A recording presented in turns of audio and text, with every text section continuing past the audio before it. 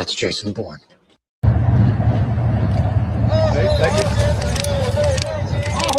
Jesus Christ. That's Jason Bourne. Didn't work out like I wanted it to. Good enough, man. I laughed. Skills. Yeah. Yeah. I messed up. I'm sorry. Why am I? What you got to switch this, man? You're all alter. Yeah. Yeah, you're normally under the smallmouth. There it is. Very good, man. So you went steelheading again. Yeah, I've been steelheading a lot this week. Listen, it's been a lot of fun, kind of addicting, and we got some somewhat mild temps now. So that's awesome. Yeah. Heard you and Kent slayed him, man. Kent was into him heavy. You were into him heavy. That's good stuff, man. He needed that, man. Good for Kent and you, man. Right. I wish I could have gone with you. Maybe next year. I've never caught a steelhead, Travis. I hear you. Listen, Pete Jablowski's in the comments again, and he says, "Not another non-bass conversation." I thought we got rid of it. Well, let me bring up a couple bass moments that I can share with the group over the last couple of days. So I'm out testing some baits, bigger baits. So I've had this like dead walking baby bass, wood carved, lipped, kind of glidish bait for a while now. I said, you know what? I'm going to go out and see how that thing swims. So I'm talking to Jimmy Big Time Travis. Walk up to a pond that I used to fish 55 years ago when I was a kid. It's where I learned to bass fish. And I'm talking to Jimmy about this bait and make a cast along a pad edge. And there's this little point of 3 pads. And I swim it up to the 3 pads that form this point, and I start dead walking the bait. And literally a 3.5 pounder, while I'm talking to Jimmy, mid-sentence, comes out and just jams it. Land the fish. Brought back a lot of memories. That was pretty cool, man. Pretty cool. Wow. Yeah. Got out with Riz on the river and did a little cranking, little spinner baiting. And we got some decent fish, man. We had a flood tide, dude. We never got an outgoing tide. But threw the river rat. And it was a good day, man. Threw a Burns crankbait with some John Pryor paint. And he made her. I'm going to say this. When it matters, throw mater. You ever thrown a fried green tomato crankbait? Yeah. Have you? It's one of my faves, man. There you go, man. And real quick, let me just tell everybody what's new at the Bass Lab. Got some special run colors and the river rat back in. This one sold out really quick. This is a river killer. I've got them in 3/8, I believe, and a half. This is coleslaw special run with an orange kicker blade. Also got some ditch melons in a 1/2 ounce, 3/4 coming in soon. And then a couple other colors in the river rat. These guys always sell out. White Lightning's been one that's been super popular. 3-time winner on the rivers. Check it out. I promise you, if it's not the best spinner bait you've ever thrown, send it back and I'll refund your money. Anyway, very compact, very balanced, hidden weight system, hand-tied skirt. I love a Zoom split-tail trailer. And if you watch the Bassmasters this weekend, Jason Christie won that derby primarily through swimming a jig and throwing a spinner bait. They were on the Tom Bigby waterway. It was a bunch of old school fishing, a lot of chatterbaits, a lot of swim jigs, a lot of spinner bait. But this bait, I'll put that up against any compact spinner bait. Line tie, not an R-bend, haywire twist. What's that equate to? Doesn't bend out as much. If you like to flip your fish in the boat, those R-bends will bend out. That one's got a lot of hooking power too. It keeps the wires together, direct pull, hand-tied skirt, a little bit of flashaboo in there. And on the White Lightning, just a couple of red strands right there. And this bait, if you throw a Zoom trailer, I want you to look at this spinner bait compared to another spinner bait. This thing transmits the vibrations because of, basically, it's the perfect spinner bait. I'm going to say that. I know that's a big amped up thing to say, but it is. It vibrates the whole bait. A lot of spinner baits just come through the water, and this doesn't drag hook down like a lot of spinner baits. This thing rides level because there's weight in the body and a very small head, so it balances the bait, comes over cover, and does not roll. I dare you to try to snag it. Anyway, great cover, compact, hammered blades, not smooth, and it diffuses the light. So it's a very sneaky bait in pressured water. Very There you good. go. That's the river red spinnerbait. I can tell you're proud of that one. I'm very proud, man. Designed myself here in the Bass Lab, bro. That's awesome. Thank you. Wow. Well, listen, we got pretty cool show lined up. We got some guests this evening. They've been on the channel many times. We're going to learn a lot of great tips, talk some tackle, and do all that tonight. So I'm looking forward to that. We're going to bring them on shortly. Other than that, of course, the Elite Series went on. You know, I just want to make a quick comment too, because a good friend of mine passed away, and I haven't lost anyone close to me in quite a while. And a lot of people in the bass fishing probably knew him. Joby Smith. He worked for Hummingbird. Yeah, he was in the yard. Who did he work for, Travis? You froze for a second. He was with Hummingbird. Oh, wow, really good guy. I've known him for probably since about 2012. Yeah, I heard a lot of the pros talking about him this weekend. Oh yeah, he was a very well respected, and was just a great all around guy. It was kind of shocking, obviously, you know, when you lose someone that you just don't expect. So I just want to at least give a shout out to Joby, and everyone in the bass community is definitely thinking about him and his family right now. So.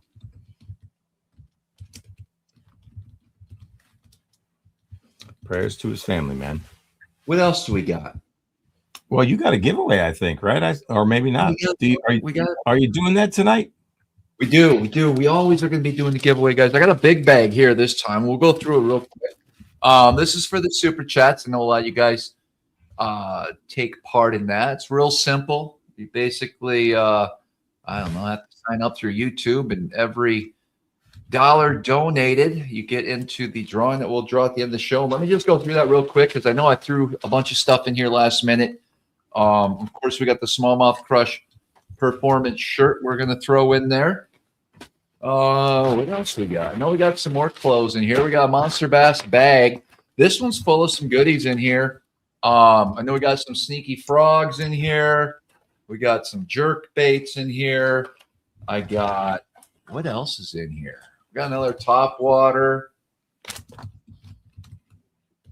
I thought that said Bass Lab. B8 Lab. There you go. Bait Lab. I think that's what they're trying to say. Bait. Yeah, I know. I said. Oh, we got B8. some wine. You guys like Marlboro Reds? We got a sticker.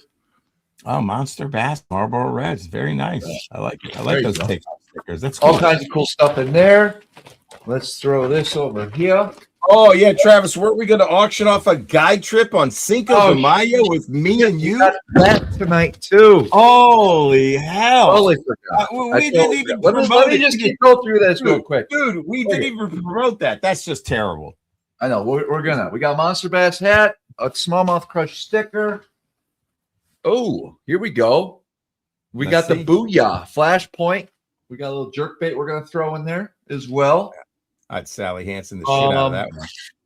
And then we got, hold on, we got some other stuff. Give me 1 second. Yeah, I'd paint that thing morning dawn, man. I'd paint that jerk bait, that color, and you'd smash them. That's the original one I did with my Sally Hansen. Come on. I see those Great Lakes Finesse boys looking at that Aaron's Morning Dawn Timber Tiger with Sally Hansen in the Bass Lab. I'm going to throw another shirt, a River Rat shirt. What the hell? No way, dude. You can't sell my merch. You can't give my merch away. I'm giving it away. All right, so that's that. You guys do. You guys know what to do with the super chats. We'll Hey, and I'll throw in a River Rat spinnerbait to the winner. Just share the address, Travis, and I'll throw in a sticker pack and a River Rat spinnerbait for one of the lucky viewers. Oh, wow. That's awesome, guys. So get your super chats in right now. Get them started. All right, we're going to talk real quick before we bring our guests, because we totally forgot. We kind of teased you guys last week. I had one date in the early season to fill, and it just so happens to be the day before Eric was on schedule to come up here and fish with me. Yep. And so that's what we're going to do tonight. All right. What are the rules here? I mean, what's the starting bid? We got you in. What's the starting bid, and what is the hours of the trip? Let's talk about that first. So guys, so the trip is going to be held. It's just one day, May 5th. That's a Tuesday. Yep. You're going to jump in the boat with Eric and I, 6 o'clock sharp, and we fish until about 1 o'clock. I do have an afternoon trip that day as well. All right, so we're gonna fish till 1. Looks like JP's in for $950. There you go. Hey JP, are you really bidding on a trip with me and Travis? No, he's not. No reserve? Oh, Okay. he's not allowed. I think he's saying, is that what he's I think saying? he's mad because I forgot to send the link for tonight's show. So he's just going to be in the comments talking shit, apparently. So what does the bid have to start at? Your normal rate is? So my normal rate is 800. And listen, Got it. this is only going to be for a solo person as well. Right. One. Just because there's already two of us in the boat. And this is how it's going to go down. We're going to customize this trip beforehand, you know, as far as what your goals are. What are your goals going to be to have both of us in the boat? If it's off the wall techniques and experimentation, obviously Eric's got you covered. We can do that kind of stuff. If you want to learn, you know, how we locate fish that time of year, or you just want to go crank or just go catch a bunch of big fish, we could do that as well. It's going to be a great time. May 5th, that week is always a great time up here. And the auction will run through next week, right? Well, I don't know. I mean, we didn't even promote it, dude. We didn't even like send. Nobody even knew we were streaming. Okay, I see what we should do. We should start the bids. Yeah. And then if someone's a high bidder tonight, because some people, obviously not everyone watches this live, right? We get I forgot about that. Thousands more views this week. Right. So those that are watching this after the live will know next Monday, then we're going to read off the highest bidder, and then we're going to allow people to do, you know, another half hour or whatever of bidding. Does that make sense? That kind of sounds about right, how we wing it on these shows. I think that makes sense. Yeah, and then we can maybe put a post up or something like that. Yeah. Reach your 15,000, you know, subscribers, my 11 across all my channels. Let's do this. A lot of duplicates there, for sure.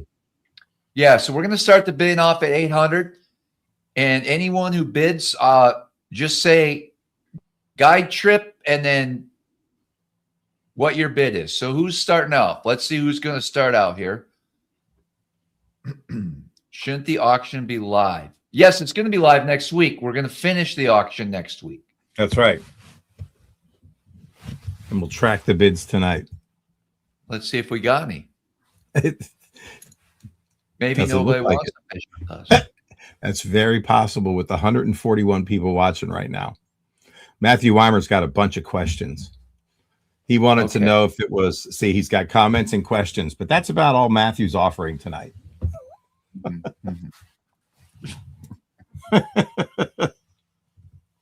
Are we going to do it every year going forward? It's in.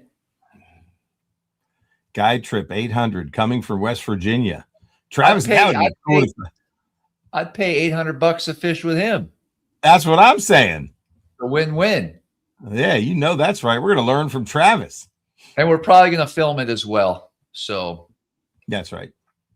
Yeah. And I'll ante in for the extra for the editing, Travis, just to, you know, because I want to give a gift to one of the viewers that has been here for a while. So that'll be a fun video. All right. Okay, perfect. Let's do it. All right, so we got Travis is in for 800. I like it. Yes, that's right. I dig. Why don't we I mean, keep the show moving? Bring our guest on. Our two guests, I should say. Without further ado, we got Dan on the right. We got Matt on the left. Great Lakes Finesse. Maybe it's vice versa. I can't tell. How does it look on? Did I get that right? What's going on, guys? Hey. What's happening? Oh, you know, just trying to catch up on some sleep and trade shows. And yeah, it's been a busy month. Oh, yeah, for sure. Where else have you been? At the Classic, obviously. Yeah, saw you at the Classic. And I took the family to Mexico. Whoa. Yeah, and then I had a trade show. Yeah, we got back Friday, set up for a trade show Saturday. We had a big trade show up here in Canada. Nice. Cast. Yeah, it's probably the biggest one up Oh, here. wow. One day show, yeah, it gets jammed. And then Matt just got back like 3 a.m. Yeah. Holy moly. Yeah. Where were you? I was in Quebec City. Oh, man. Yeah, with Tiny Goose. Yeah, his company. Yeah. Oh, yeah, there you go. That's right. Yeah. The old hunting apparel for little people. Yeah. Nice. How's that going? It's going good. Yeah. Oh, good. It's really good. Yeah. We are growing like crazy. There you go. Going That's really awesome. good. Yeah. Guys had us a very successful launch of your new spy bait. Yeah. It's pretty wild, actually. The only word I can use to describe it is shocking. I was telling you guys before when we were talking earlier, Matt and I, after the second or third day of the classic, we're looking at each other thinking like, man, we thought we were sneaky that we knew how to fish spy baits. Turns out everybody fishes spy baits. So you think you know something like it's a secret and like a green pumpkin Senko or something. Yeah, right. So everybody knows about it. And everybody wants a piece of it, and everyone's got a story about losing one, and everybody wants one for that reason. Yeah. So and that's another thing. Obviously Great Lakes Finesse, it has its origins up here on the big water, but these not only your lineup of soft plastics and your other baits that you guys have brought to the market over the last couple of years, that spy bait something where, yes, does it work great for smallmouth here in this clear water in the Great Lakes? Yes, but there's a ton of anglers around the country that fish inland bodies of water for smallmouth, but there are also definitely people that are targeting spotted bass, largemouth. Oh, yeah. I mean, you can think of, the weirdest place of all to throw spy bait, right? Where you fish, Eric. Yeah. No. What are the thoughts of guys on tidal water? Yeah, they're catching them on tidal water doing it. So it's a bait. They're catching them everywhere. Yeah. All over. Yeah. I mean, we even had walleye people reaching out. I mean, low key, there's a big, underground community of anglers that are throwing these at walleyes too. So we learned, honestly, I learned a lot. I don't think I've ever learned so much about spy baits talking to people at the classic for 3 days and hearing where they're going to fish these baits. So yeah, it's pretty eye-opening, exciting. We feel a little bit bad because we haven't been able to keep them in stock for no more than a few hours. So at any given time, we bring them in, they're gone. So yeah, it's been just trying to managing that. So if anyone's, trying to get these, we're working our tails off right now. And, we think that you guys should have supply by, this northern bass season anyway. Right. And use that code SmallmouthCrush15. We're gonna get to that, Eric. Yeah, I see you. People probably right now dude. You can step away from the keyboard. Oh, don't you worry about me, bro. You just ask the questions. I'll do the keyboard, bro. Yeah. People want to save money. They're ordering them right now, bro. You can't wait. Right now, they need to know. Yeah. I mean, to keep it fair, we added, I think it was like 7 colors this morning, several hundred of each color, thinking that would get us through a few days. There's 2 colors left. Right now on lurenet.com, the Ghost Perch, which is probably the most popular color. We really focused our production team on that color, so we have more of those, but there's some left. And the Pro Mist, which is this color here, which is I think is one of the coolest ones. It's more of a translucent matte color. And then Tackle Warehouse, they have 3 colors left right now. I think there was like 5 of the purple, which is like this guy, like the Pro Purple. They had this pink, the Pro Pink. It's hard to see here, but and then they had the Ghost Scale, which is like our white color, which is pretty sweet. It's got like a pearl hue to it, which is awesome. Great color. So there is some supply out there right now that just got added. Can people, like, let's say, we're going to try to hit a bunch of Great Lakes Finesse products tonight. Okay. But if guys are looking at purchasing these baits, where are their best options right now? Right now,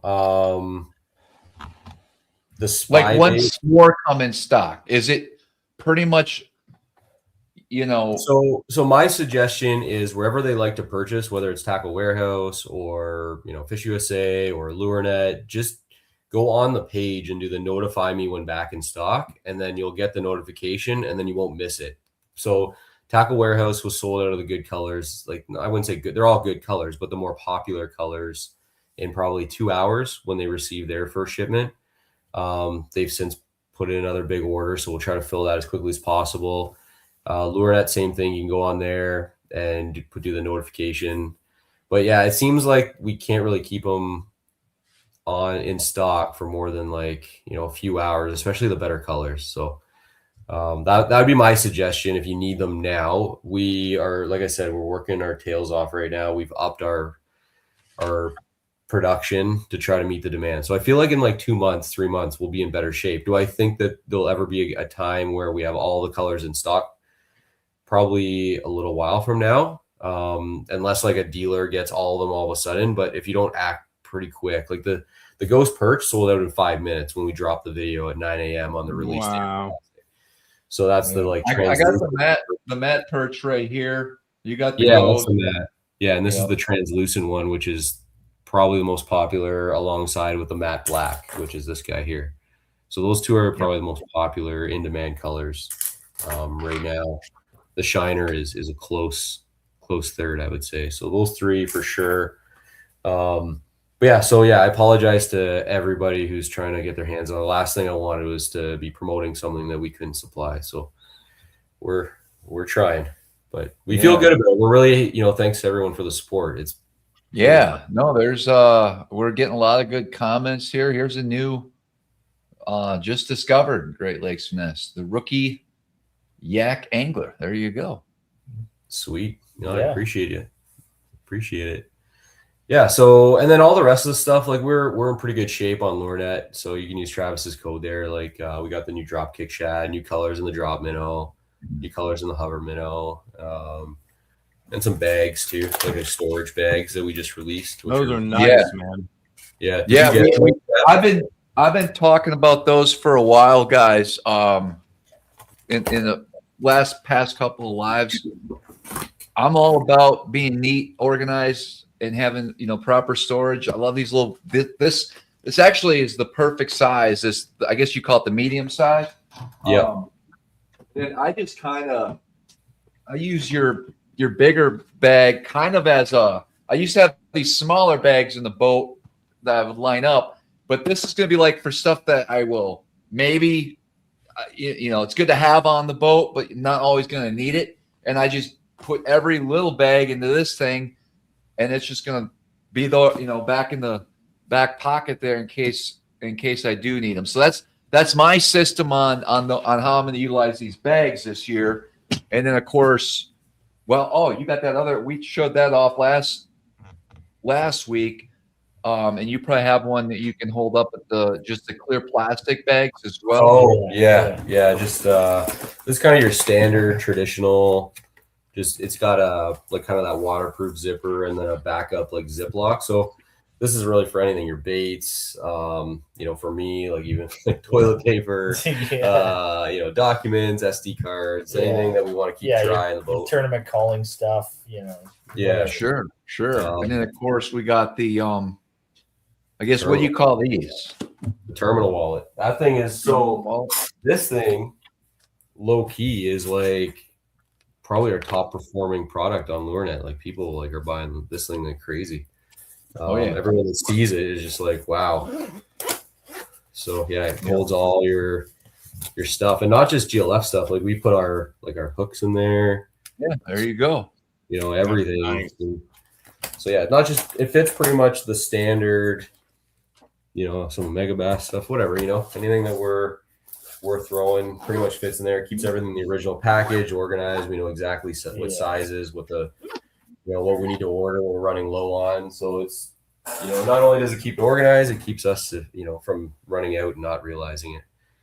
So so we feel between these bait bags, the terminal wallet, we feel like we got some good storage solutions for anglers. I mean, they're not cheap, right? Like they're a little bit more pricey.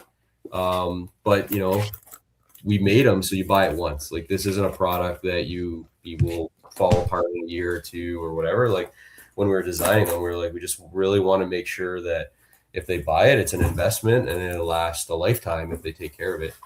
The other thing that we added was these dividers. So we've been using this style of bait bag for a while.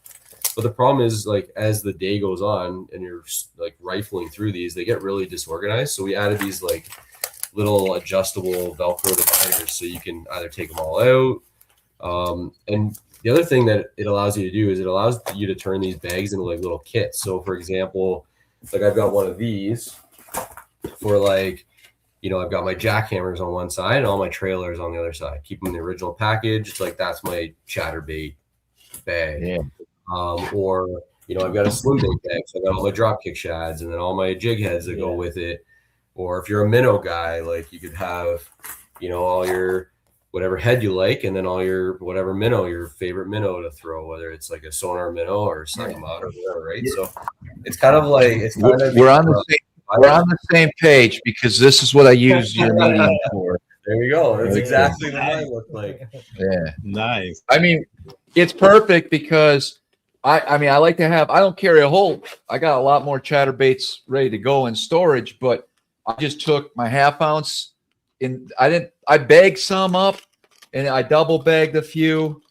You know, like just kind of, I just threw them all in there. These are all the colors, and I got my spinner baits here, you know, and doubled up in this bag that's just in this now. So it's perfect.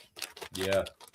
Yeah, no, and there's a lot of these dice baits and stuff too that are in these clams, or, you know, they're not easy to store. So these bags are a great solution for, you know, these more bulky styles of baits, you know, even these like bigger swim baits like mag drafts and stuff. Like a lot of guys are using this style of bag. And what's nice about the large bag, and most people don't even realize it, we designed it so it's got the exact same dimensions as a standard 3700 Plano tray, or like not Plano, but any of those standard trays that are that size that fit in your boat or tackle bag. You know, if you don't overfill it, it'll slide right into those slots.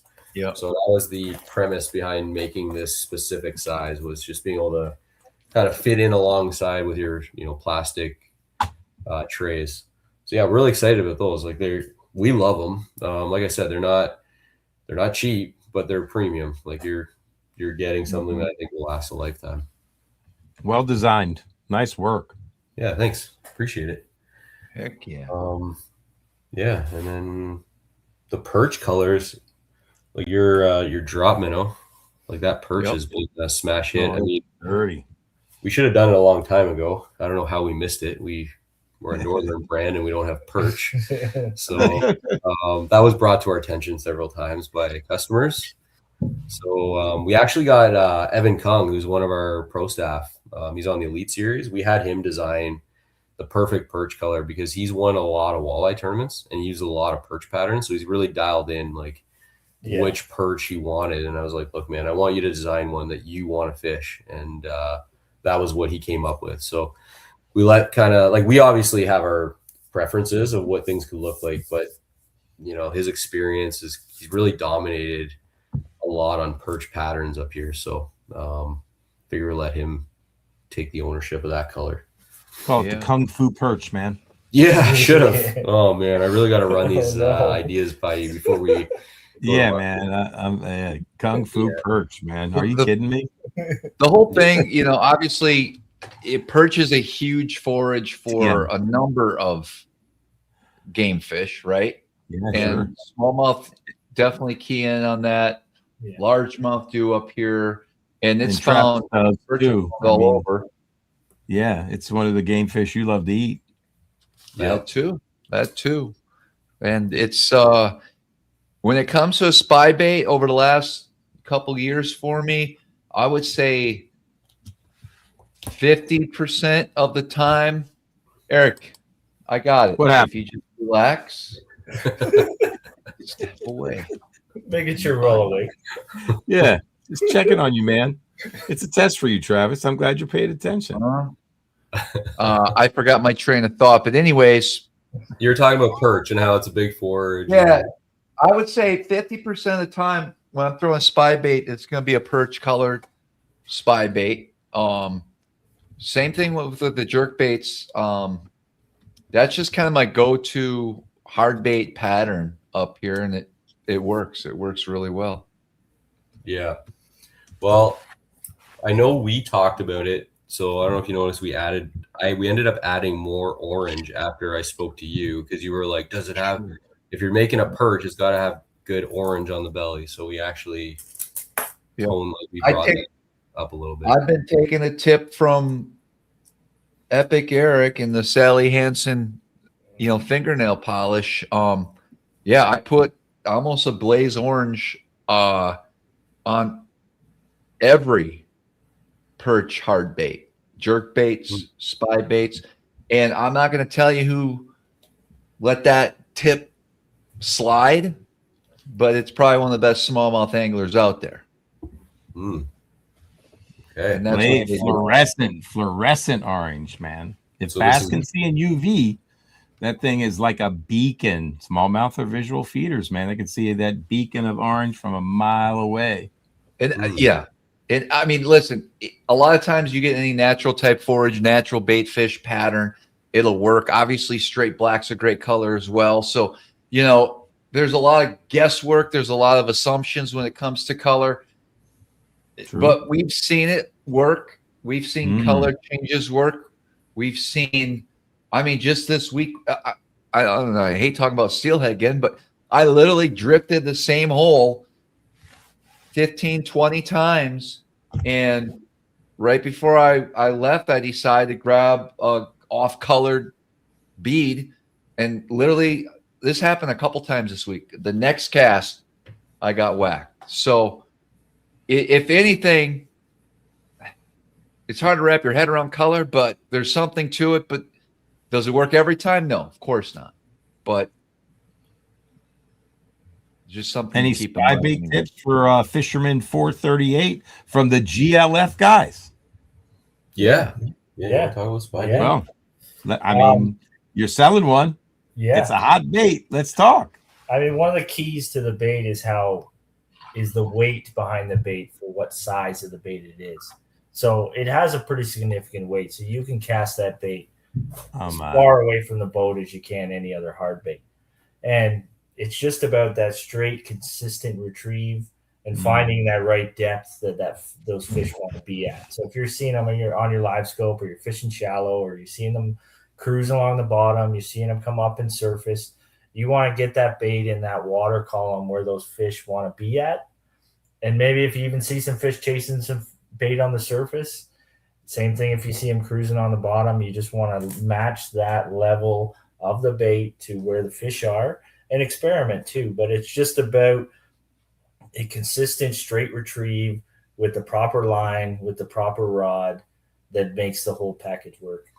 Let's talk about line and leader general. What's your go-to setup? Yeah, for us, we like using like a 7.4 or 7.8 medium light. Like we use our GLF Finesse CX rods that we developed. Badass rod. Best I've ever thrown aside from my Loomis, but amazing. Okay. Cast like a dream. Yeah. No, you want the distance. So that's why we go with the length and those medium light. It's probably one of the most simple baits to use. Like Matt said, you just cast it out as far as you can, and it's like a straight, steady retrieve, and really you just got to keep it above their heads. Never stop it. You see them following it, don't try to jerk it. Don't ever stop it. If they follow right to the bow, they don't bite it. That's fine. Just take a mental note of where they were, circle back, and long bomb to that area again. What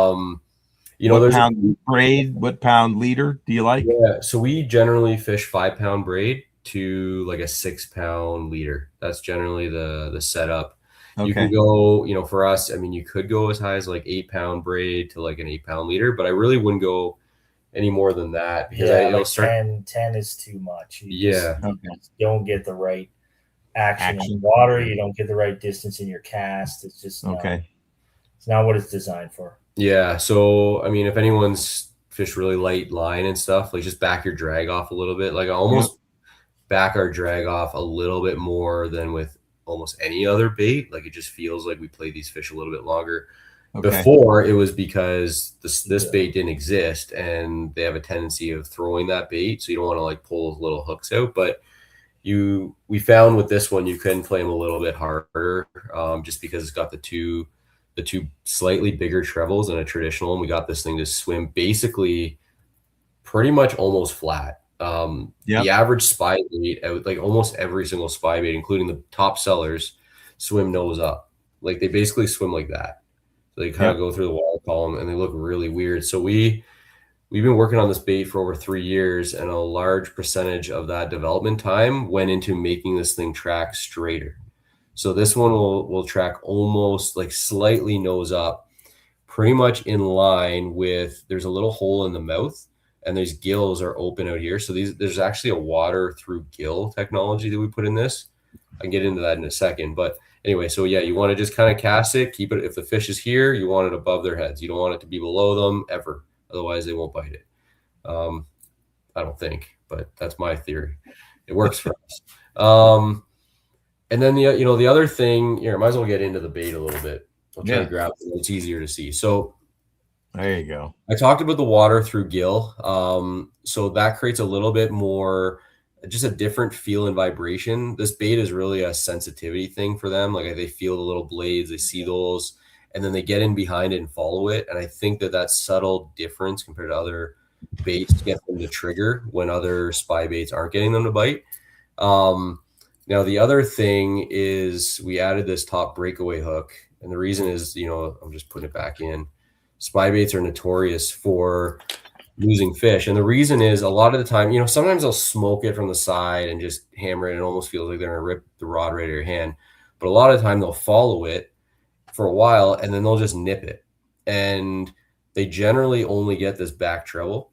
And what happens is, if anyone knows smallmouth, they jump right away and they start throwing this bait back and forth as they head shake, and a lot of anglers lose fish on that initial jump or early in the fight, just because it has so much leverage. So that's why we put this top hook on here.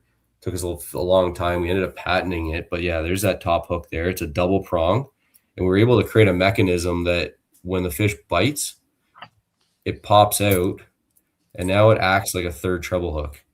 So now you essentially have 3 treble hooks on a bait that's like 3 inches long, which is, it sounds ridiculous, honestly, but I would have added more hook points if we could. If there was room, and it was legal, 100 hook points.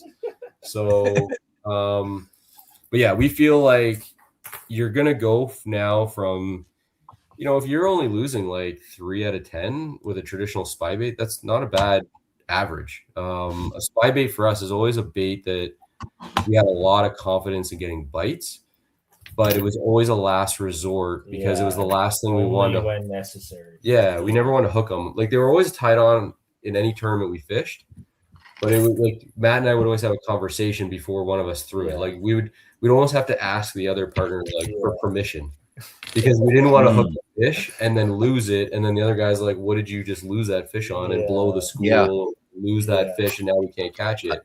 So like there was always this conversation, like, should we throw it? I'll give it 5 more minutes. Okay, before we leave, we'll throw it. Like it was never a go-to. Now, like fishing it all last summer, really putting this thing to the test, fishing it side by side with other ones, like it's well into the 90% landing percentage for us, like more than a jerk bait. We feel strong. We're not acting all weird, like net it and freaking out and stabbing it with the net. And just unnatural stuff. Yeah, so we feel like we've solved a major problem. The other thing that we really did was we added these 3D live eyes. If you go to the website, like people can check them out, but the eyes are really realistic. Because you're moving it so slow and they got a lot of time to look at it, we felt like really natural looking eyes would be key. And the other thing that I think a lot of other spy baits miss is they use the shiny blades. And I think that spooks a lot of fish. So we ended up testing a whole bunch of different blades. Like we went shiny, we tried gold, we tried matte black. Like we tried a whole bunch of different shapes and stuff when we were really in the early stages of designing. And we found that this matted out silver, it almost looks like a dull finish, just got more bites. than any of the other blade combinations. So it didn't take us long to realize like that was the deal. So that's why it's got these blades. And then, you know, fishing, you know, following spy baits for years, you know, even before like KVD kind of put it on the radar when he won with it up here on the St. Lawrence, you know, the early versions of the spy baits had bad split rings, you know, they'd pull out and stuff. So these got like 3 times strong split rings. We put BKK super slides on them. We worked with BKK to get a custom hook for the top. So we basically went like, even the paint finishes are like, you couldn't. This is something you would find on the shelves of Japan before it ever hit the shelves here. Yes, you know, exactly, no doubt. Yeah, and that was what we were going for. Like, we weren't going to bring this to market unless you couldn't distinguish this from a Japanese, you know, a high end, whether it's Duo or Mega Bass or, you know, any of those major brands that kind of set the bar. Like, that's where these paint jobs had to be. So, you know, and then we, because of our large network of smallmouth anglers, like, that were kind of privy to this, like, we did have to keep it kind of secret because this hook design, you can imagine, could be applied in a number of places. So we spent time patenting it as well. So it kind of was under the radar, and guys were, you know, not allowed to talk about it. But yeah, basically we just said to these guys, like, what colors are needed. And that's what you see in the original 11 was like, these are the must-haves everywhere we go. So anyway, that's kind of the gist of this bait. I mean, we were really excited about it. We gave it's kind of embarrassing, but I gave Jason Christie 3 of them to go fish St. Clair last year on the Elite Series. He just never ended up using them because his official practice, like, these guys, you know, he's won there twice. He had an idea of what he wanted to do. So he never used the 3 black ones. Anyway, we fished that rumble on the river that you guys won, Trav. And in the pre-fish for that, they were biting these, but I only had 1 left. So I like texted Jason. I'm like, I need those back, please. And he's probably like, really, you're asking me for your 3 spy baits back? So but no, but yeah, it was valid. It was necessary. We needed those baits. Yeah. So anyway, that's kind of the gist of it. And it's shocking that everyone knows that you lose fish with spy baits. I didn't realize everyone recognized that as much as we did. It's funny you mentioned word about casting this in a tournament setting. I have one spot where I would say it's a 90% hookup error. Like, you'll get a bite 9 out of 10 times, it seems. And it's one cast. It's a specific deal, and they love a spy bait on it. But there's been times, I think I've only caught 1 on a spy bait ever, maybe in a tournament. I don't even know if it helped us off that spot, but I almost would pick up some sort of finesse bait on that zone, even though I know that fish will smoke a spy bait every time. But I don't always do it. Yeah. Crazy, man. Yeah. I mean, even talking like Cooper and Evan, like, they say the same thing. They stopped throwing in tournaments because they didn't want to lose fish. So how about that? Yeah. What's the sink rate on that? You know, like, about? It's comparable to, it's slightly slower than a Duo. If anyone can, I mean, that's probably the easiest way. If anyone fishes spy baits and understands sink rate, it's definitely slower. So like less than a foot a second. Yeah, probably about that. Yeah, less than that. Yeah. You can definitely I mean, that helps people. You know, if they're counting it down, they don't have live scope. Yeah. People were asking, can you fish it in shallow water? Absolutely, you can fish a this is your bait. It's like killer bait in shallow water. Yeah, it'll excel in shallow water, like no doubt. 4 feet to 12 feet, even 15 if you know how to fish one and you're patient. That's kind of where the sweet spot is for this thing. The other thing is this, I forgot to mention it, but this water through gill actually slows the bait down as well a little bit. So it just buys you a little bit more time and you get better feel of the bait. So I know it might not seem like a big deal, but from the start of the cast to when you get to the boat, adding 3 or 4 seconds to your retrieve is a big deal when they're following it. That extra 2 seconds might be the difference between them not biting it or not, right? So, you know, little things, they don't seem like a big deal. But I will say that building a spy bait like this is extremely challenging, and definitely put our team's patience to the test. How many prototypes did you go through? A lot. All right, here's a question. I'm sorry. You tell us the number if you want, but I'm curious, was it 70, 50, 30? I mean, that seems ridiculous, but you know, yeah, that's amazing. Like that's a lot. To finish, start to finish 30. Like with we went every little tweak, yeah. I mean, that's incredible because you got to get it, look at it, decide, send it back. They got to retool. That's where I'm sure they're using a 3D printer. That's amazing, though. Wow, it's nuts. Yeah, and not only that, we didn't figure out this hook thing right away. Like that wasn't something that we just came up with at the beginning. Initially, the plan was to put a third hook on the bottom. Sure. And then I kept saying we need to do it, and the engineers that I work with are like, it can't be done. And I kept fighting with them, and then they said, Dan, we're going to stop working on this. You can't do it. It does there's no room for it. And I went, okay. Right. And then it came to me. I'm like, all right, I got an idea. Put it on the top. And then that turned into a big thing where it's like, okay, we're going to single hook with a mechanism. Sure. I mean, like at one point we had a design where we had a TPE fin, and it was going to it was going to there you go. And then we had a magnet, and then we had a treble hook that was buried in there with a magnet, and it wow, so many variations till we landed That's on amazing. This. Yeah. So can you get a replacement hook for the top hook? You said it was a BKK. Yeah. Can you tell people what that hook is and what size that double hook is? So it's a size 10 double hook. It's not a hook that is widely available.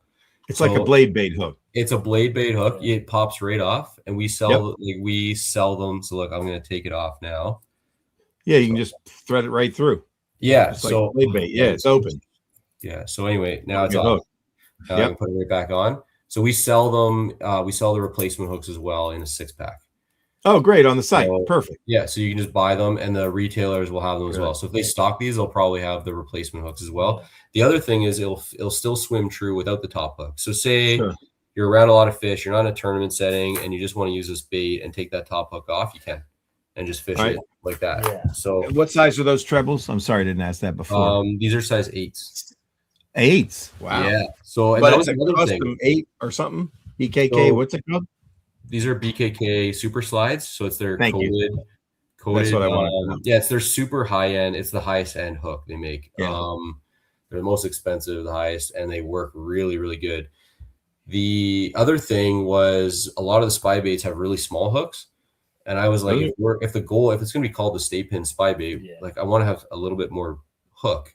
Yeah. But you can't just add bigger hooks to a traditional spy bait because it won't swim right. So right out of the gate, it was like, we're going to build a bait that swims with these larger hooks properly. Right on. So you don't have to worry about, I mean, I don't know. I got another duo in there, but I can kind of show them, not that I'm knocking duo because they make an incredible bait. Let's face it. Like we're here today talking about spy baits because these guys kind of put on the map.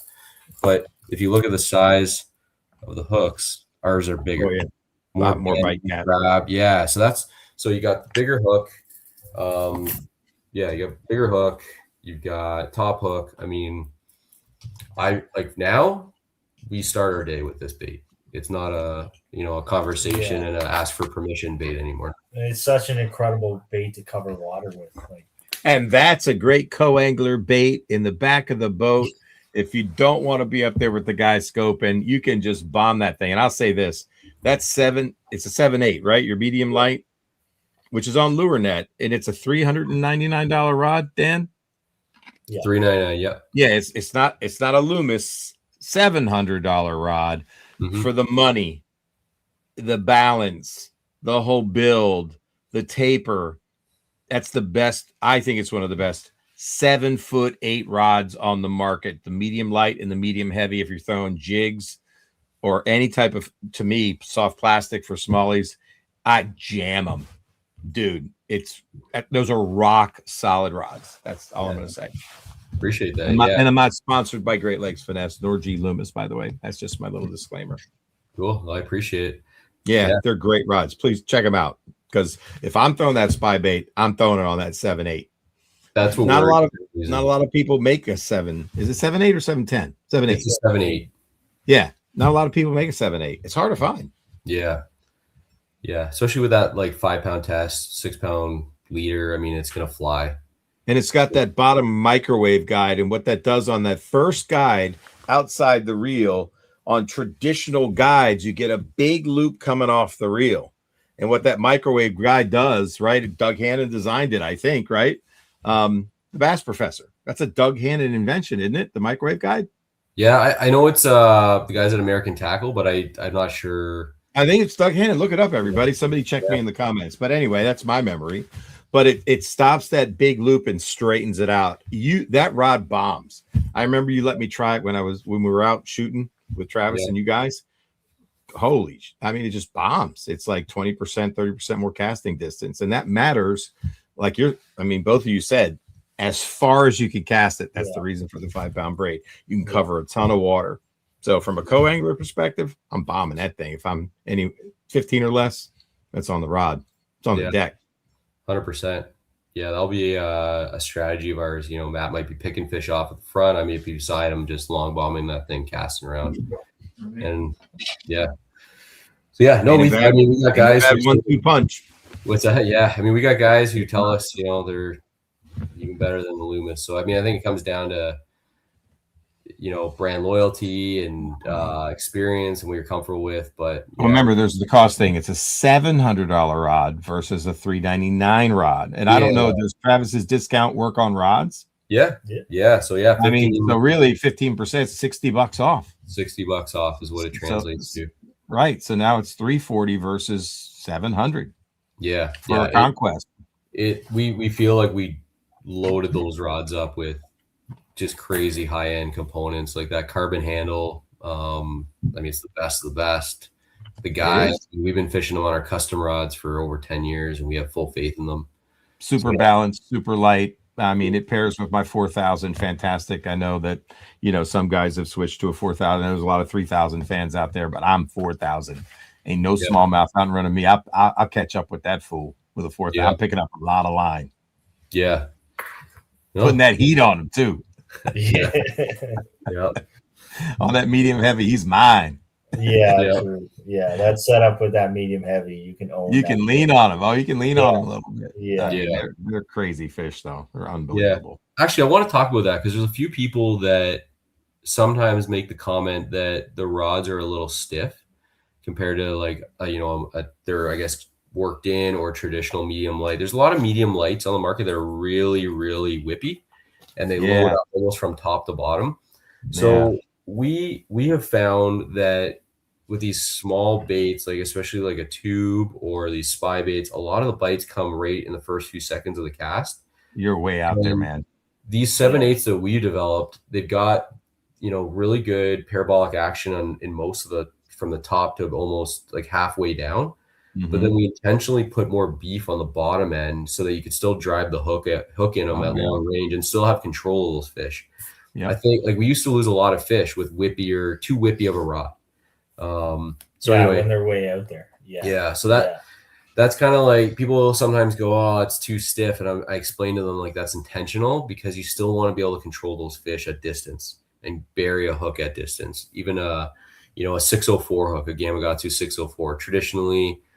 It's typically a slightly heavier gauge hook. It is hook. So if you don't that in your tube head, the 604? No, it's in like our football head and like our stuff and stuff. Yeah, and on the end of a long distance cast, I'm sorry, you're not driving that 604 with a wimpy rod. You're just not. Yeah, exactly. So that's the reason why it's a little bit stiffer on the bottom end and why we designed that blank like that. Anyway, we do. I love it when I fished with it, and I've been fishing largemouth with it. Being able to bomb cast on schooling fish with light baits, and sometimes you can go really big, right? Because we've won tournaments on big time. Bigger than most people have ever thrown. And then sometimes you got to go finesse to get the bite. And I am bombing it. 3, 4, and 5 pound largemouth. You got to drive the hook. Yeah, you just have to, and you need something it's got some ass to do it, and those rods do. That's just my opinion. Well, appreciate it. Yep. Trav, we won't make you chime in. You're a St. Croix guy, so I know. Well, no, you guys know I throwing spy baits on that 7-10 medium moderate. Same deal. Either the Victory or the Legend tournament. Was that the And- one we tested up on the St. Lawrence, Travis? Yeah, Through. yeah. Remember we were casting in the trees because we were The whole shocked key on with that. me, with spy base, I like 8 6 pound leader. I mean, yes, that's probably the most common, right? But I do like 8. I feel confident. Maybe I should try 6. I mean, it's not like with those long rods, playing the fish. Now we got, light wire hooks. Yeah, I see that, Eric. Yeah. Drennan 6. Don't even worry about steelhead Drennan 6, bro. You ain't breaking it. Yeah, I mean, well, so yeah, You I still mean, have to be careful though. You still have to. I know. I'm just joking. That Drennan line's pretty tough, though. I think Drennan's a little bit thicker. It's probably It is. like they probably underrated a little bit. So yeah, 8 They definitely pound do. for the average person with traditional fluorocarbon that they're probably using. Like 8 pounds still really good. I probably would use 8 pound if I had to pay for these myself as well, because I wouldn't want to like break them off more. But I'll be able to throw 6 when they're free, 8 if you're paying. Yeah, exactly. When I get to get access to them, 6 and 7 if you're getting 15% off. I go. Yes. I'll split it in the middle. Yeah. 7 pound, man. I like those odd numbers on lines. Yeah, I'll tell you a good line that's 7 pound. Oh, come on, Travis. It's Gamma Touch 7. Yeah. Okay. Yeah. Or Tatsu if you want to spend the money. Yeah. Like I pulled some 8 out of some brush piles in a derby. I landed a 7.96 with 15 minutes to go, and it was raked up, and that did not break. And I've used it in salt water for speckled trout and puppy drum. It's Tatsu for the win for me, or Drennan if it's really nasty, because that's just beefy, and Gamma. I guess those are my 3. Yeah. Anyway, yep. Cool. And I love the Drennan because it travels nice. I take a little fly leader. Yeah. Like, have you ever seen the guys that wear the stuff for the leader material around their neck? I don't wear it around my neck, but I put it on my little bag. And so I've got, X number of those Drennan spools, and it's plenty for several days fishing for sure. And it just doesn't take up a lot of bulk as a co-angler. Yeah. Yeah. That's me. I'm the co-Joe.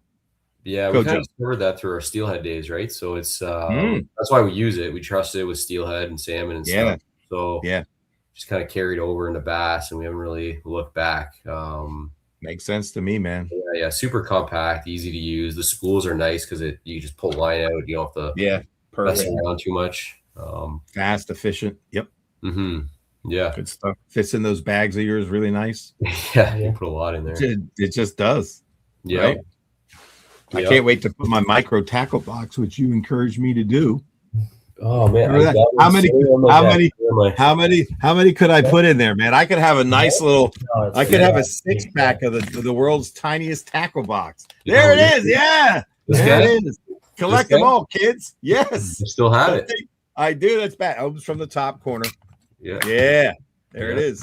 Yeah, this thing's awesome. Okay. I love it, dude. Man, I look how good those Ned heads. That just makes me feel sexy. If I'm river ratting around, I need a little Ned head to drop in with some Drennan, man, right there, 8 pound. Oh, dude, come on, stop it, Travis. Okay. Yeah. There we go. Look at that. Yeah. Don't worry, Eric. We're making a GLF one. That's why I tell my guests, you're cut out. Buy them from Eric while you can. World's tiniest tackle box. Hey, Travis, why don't you throw that big cartel sign up there, bud? You don't have to do it. Don't worry. They know where to find me, man. Talk about the same shit. Yeah.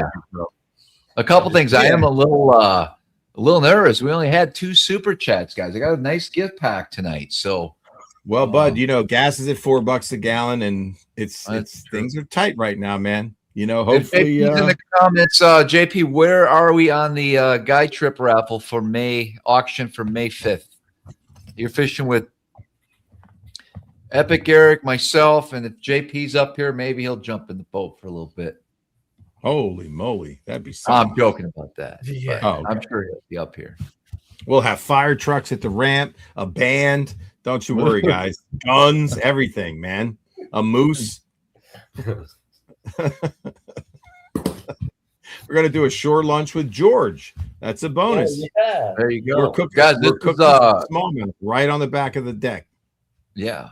The last quite a few minutes of this conversation with spy baits. There's a lot of gold in there. I hope you guys picked up on some of this stuff that we love these things. It's been it's something almost every smallmouth angler throws them, loves them. But these colors, the way you guys designed this, listen, I didn't give this bait as much credit. I guess I only watched half of the video when it originally came out because I bought a bunch of these, and then we were talking about on the live. Everyone was like, "Well, what about that hook?" And I just thought I didn't know it popped out and everything. And I watched the video you did, and I was like, it just blew my mind. You know what I mean?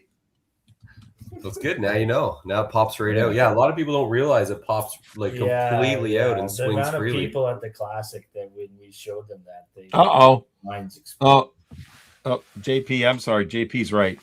Flock Moosin is leading at 825. Oh, sorry, JP. You got it, JP. You're the auctioneer tonight.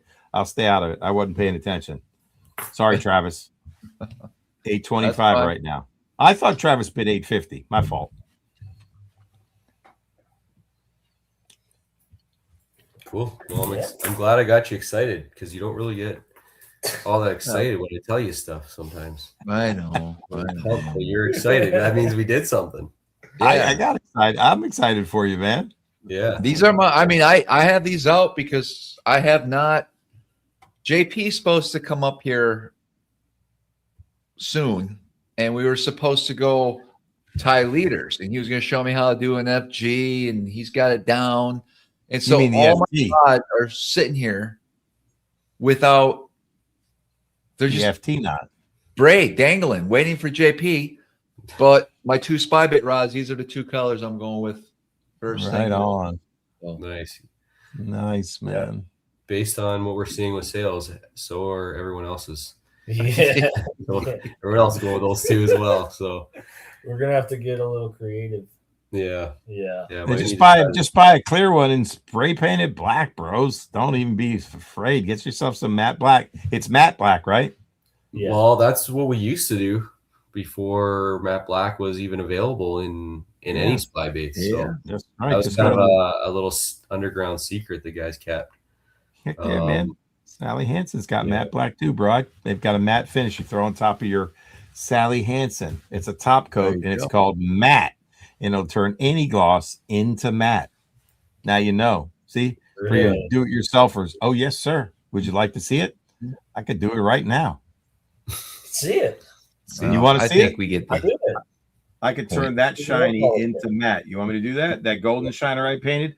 That's Sally Hansen, boys. Old style glitter balsa. Let's go with them big ass eyes. Look at that, man. He's looking at that bait stall, ripping it through. Oh, I love a crankbait fight. Damn. Is he coming back? I don't know. I'm going cranking right now. And guys, so we talked in these shallow, mid depth. Let's go. One thing I really Eric? I'm fucking doing a demonstration, bro. I'm teaching people how to do some homebrew shit right now, man. People dig this stuff, bro. This is why they tune in, man. I'm the bait hacker. You buying retail, bro? Come on. You know you love Sally Hansen as much as I do. Let's go. Then I'll just have to recode it with regular. While we're waiting for Eric. Yeah. Wait for the paint dry, literally. Yeah. Now I'm gonna get high. That's okay. I will mention that we do have a larger drop kick shad now. So this is the original, and this one just came out. This 325. I don't know that the camera can pick it up. It's still dry, and you see how it's not shining right there on that spot right tiny spot there. Yeah, I didn't want to do the whole thing because I spent a lot of time in a gloss coat. But there you go. See how it's picking up the mat? You can see the separation, that straight line on the butt, right? I like it. Boom. Yep. That's a good tip. Mm-hmm. Pretty cool, right? Yeah. And that means any color turns matte. Yep. On a production bait too, because this is lacquer, just like your paint's lacquer. I'm painting with lacquer but I'm laying it on really thick. It's not a micron of paint, That's but it's sneaky. lacquer. There you go. Yeah. All right. Matte finish, bros. That's awesome. Yeah. All right. What were you going to say before Eric interrupted you again? No. Just wait for it. Just wait for Hold it. on.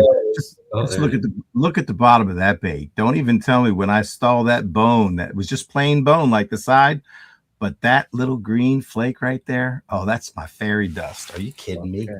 He's gonna be looking at that in a grass hole, and they cracked this bait. Listen to it. Can you hear it?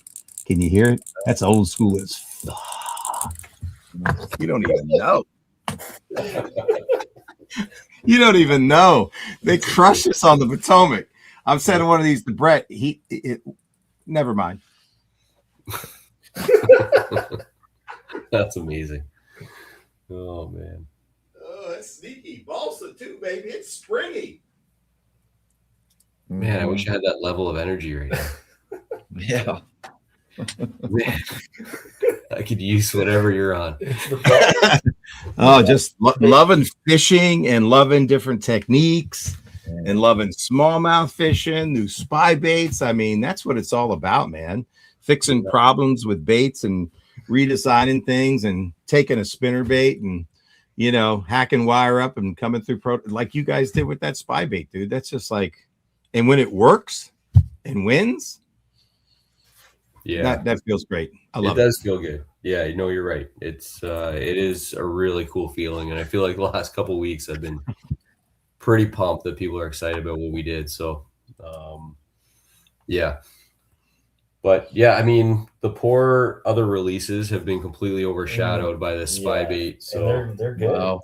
I was trying to give them some love. But yeah, like even when we do the shows, like I'm like, look at this drop kick shot. They're like, show me the spy bait. What of this bag? No, I want to see the spy bait. No. I pulled that hook out. I put that hook, pulled it out, and reinserted it. It's got to be at least 1,500 times over 3 days of the classic. Yeah, That's unbelievable. Yeah. So I guess I would have seen it if I stopped a little longer. Yeah. Some people that may have just, you know, caught the show now, we're talking specifically about the spy bait, the new one by Great Lakes Finesse. And you mentioned at the start of the show when they will be mostly back in stock. Can you run that, you know, kind of time schedule of what we can expect when we can buy these? Yeah, so we were producing them as fast as we possibly can. I've had our team focus on the hotter colors. So right now, like Ghost Perch is by far the hottest color. I made sure that for today, like when we're talking, Ghost Perch at least was available. Yeah. So we got Ghost Perch right now on LureNet. Those are going to go pretty quick, I think. I know.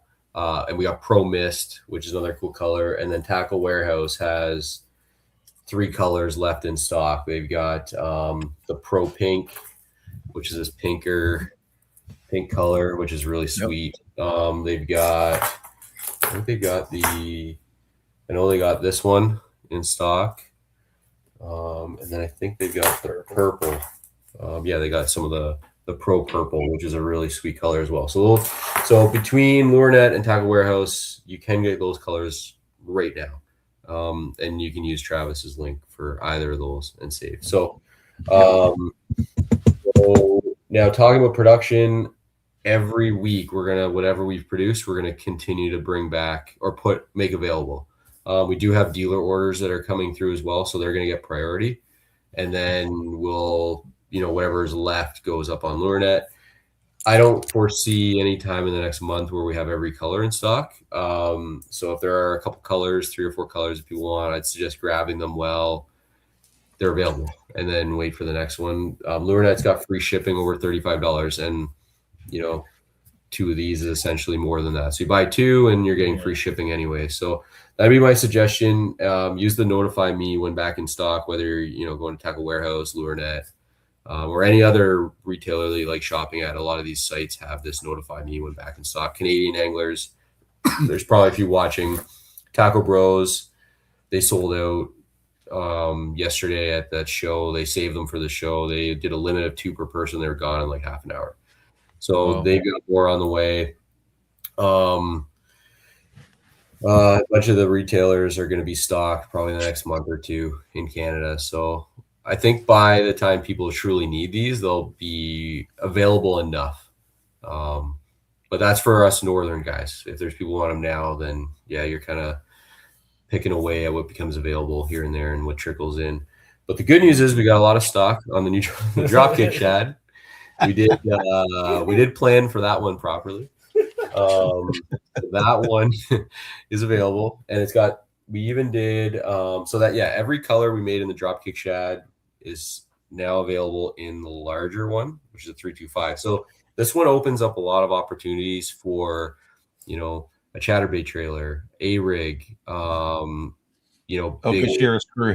screwhead, bigger, just any bigger option than what you were limited to with the 275, which is a small. Yeah. I mean, we'll still fish the 275 probably more, but everybody was asking for this kind of like, they were asking, specifically for like a 3.3 similar in like a Kitech or something, right? They wanted this one because it's more durable. It's got the eyes. Big, heavy head, fishing it deep. Yeah. Stuff like that. So we got that. We've got 3 new colors in all our minnow baits. So the drop minnow, which Travis, you know very well because you helped us design it. So we got 3 new colors there. We've got IU, we got the perch, and we've got Pro Blue Red Pearl. So that's available in all 3 sizes of the drop minnows and also in the hover minnows.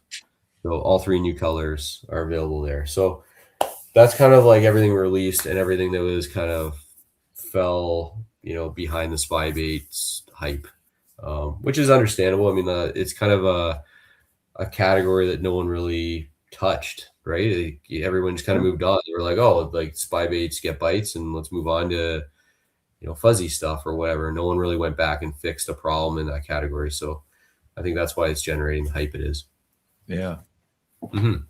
So yeah, doing everything we can. We're making them as fast as we can. And I can only ask these guys to work so much to do what they can, but they're doing an incredible job, and I can't thank our team more than ever, because what they're doing is truly incredible, and they understand that we're trying to meet the demand.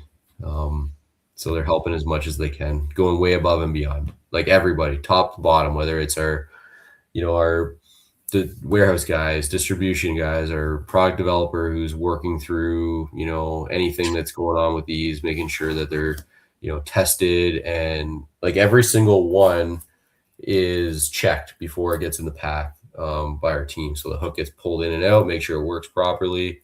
The bait looks good, swims right. So like we're making sure that if people buy them, they're getting what we're promising. So a lot of effort goes into that. More than people truly understand, and more than I ever anticipated. So I'm sure. Yeah. Great work. Yeah. So you guys are doing, Travis. So what do you got going on then for tournaments? So you got Thousand Islands. Yeah, I guess the 2 big ones, the Thousand Island Open, and then the CISA, whatever it's called. Yeah. Yeah, I think the registration opens Wednesday for that one. That's right. Yeah. So yeah, we're gonna jump into that one too. Yeah. How many teams does that pull? It'll probably be 100. Yeah, it'll probably get to 100. Yeah. I think last year they were like 60, but they still paid out 50 grand Canadian for first place. So holy crap. Yeah, the payout is strong. I think this year and it was the first year, right? So. Yeah, we didn't fish it last year just because by the time they announced it, it was like we've got 5 kids between the 2 of us, so we got to plan these things way in advance. But yeah, we were really impressed by the production. They did live on the water. The interviews were great. Like it was legit. So yeah, we were excited. How many the live on the water? How did that work? If you were in like the top, I think 10 or something, or top 5 maybe. I don't know what they did. 5 or 6 maybe. But they had like a person in the boat with a camera. Yeah.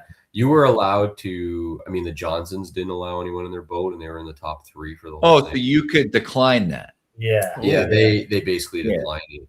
Yeah, I mean, apparently, I'm not going to say live camera in your boat. This is just allegedly they didn't want anyone in their boat. Yeah. How about that? Yeah. Those secrets will be revealed.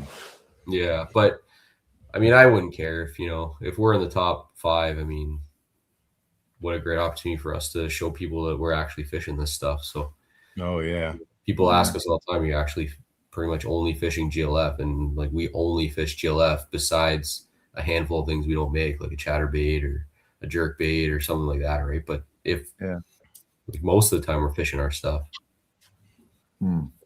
Yeah. Yeah, Bravo. it's like I said, it'll be interesting to see like that event in particular, because it's the week after the elites are here, right? Yeah. And so they may some elite anglers might want to stick around and fish that event. But then of course we're gonna see, of course, live 4 days in a row where these potentially big schools of fish are holding right now. Oh, I didn't even think about that. Yeah. Well, that's a good point. And honestly, I didn't even think about that, but that is a very valid point. And I think they intentionally made it the weekend after the elite guys so that those guys would stick around and jump in, because they really want to make it like a big deal, a pro, like a super pro tournament where like legit, that's kind of their pitch to the town of Kingston, right? The city of Kingston, like we're going to have the biggest tournament and the biggest anglers are going to come fish this thing. Wow. That's why you got to be there, Trav. That's right. I'll be Beat there. the Johnstons, man. Beat the Johnstons. Let's go.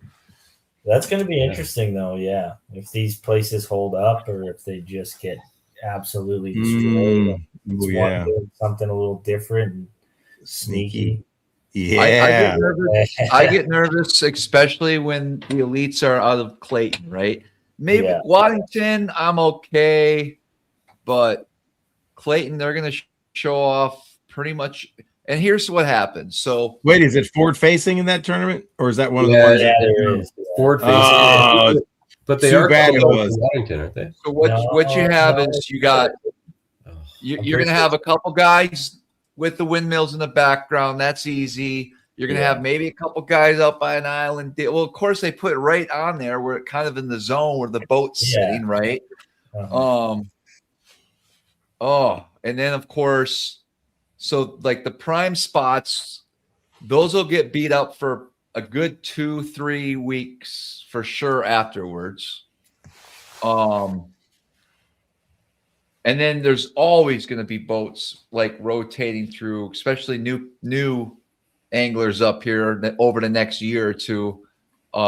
We see that happen a lot, But I'm telling you, a lot of these fish, especially in a lot of the elite events, and the same guys, they still run the same stuff, and they're catching fish on.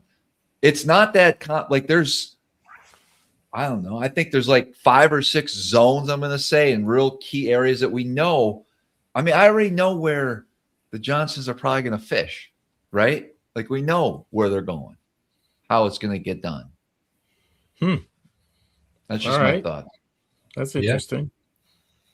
I think what's really awesome about Lake Ontario, though, and the St. Lawrence is that you can win in a lot of spots. Like, I think it really comes down to the angler. You got, whether it's Evan Kung or Cooper, they're on our team now, or the Johnsons. It's really just going to come down to who executes the best on, over those days, and, don't lose fish, get to your spots, get in the right rotation. I'm not overly worried because I feel like, we'll find fish that's outside of where those guys are probably fishing. Just like you and JP, you're probably going to have areas that they're not even going to touch. Right. So, I feel like a lot, like, I think maybe we get a little too worried about it, but I feel like most of the elite guys that come up, they're fishing just like straight up community holes, like super obvious stuff that we wouldn't even fish anyway. So we're talking about a handful of guys that are actually on the real juice, right? Yeah. And they can't cover all of it. So I don't know. I worry more about, the bait field guys who are all out there every weekend competing, like the true guy, and they're excellent anglers. Like a lot of those guys, if they decide they want to go for it, they could legitimately have a shot at making the Elite Series. So Wow. those are the guys that I would be worried about than 70% of the Elite Series field. They will, but you're right. The guys who win are gonna expose a pattern or whatever. But I don't know, man. You and JP figured something out there in the Rumble that you guys seemed untouchable based on what you told me about how your day went. And it certainly was, you guys deserve to win compared to us, just how you got them. So that might, I'm assuming that's going to be whatever you guys are doing will probably play. And you guys had quite the, you guys had a much better day than we did. I mean, you spanked the field when the field spanked the fish. So, right. Yeah. Oh man, I don't know. I'd fear you pretty right now if I was an Elite Series guy. Not to like make your head big or anything, but no. I live. I'm an elite guy. When I go fishing, and JP, we know we're gonna catch them. And like it's the confidence now. It has nothing to do with like it's knowing, and do things come up in tournament fishing? I think a lot of people, especially locals, that fish wherever it is across the country, the guys that just know they're going to come in. They don't always make it happen, but it's just having that sort of confidence. I think you guys had that a lot of times too against us in some of those events where you freaking wrecked them. Like you kind of knew, right? You know what you're going to bring in that day. Yeah.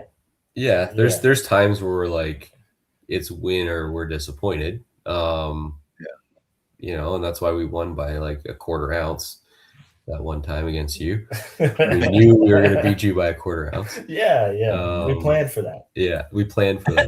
Sure. By 1/10 of a pound. Yeah. You guys, in all honesty, you guys definitely, had you executed, you would have beat us. Yeah, just came down to execution, right? According to the video, right? Your video, you guys, you had it on the line twice, multiple times. It seemed. Oh man, I love it. It's freaking Trocar. Yeah. Trocar. Yeah, Trocar. Trocar. That's the worst. I did see a comment that you kind of highlighted there. So they're asking about, that'd be you.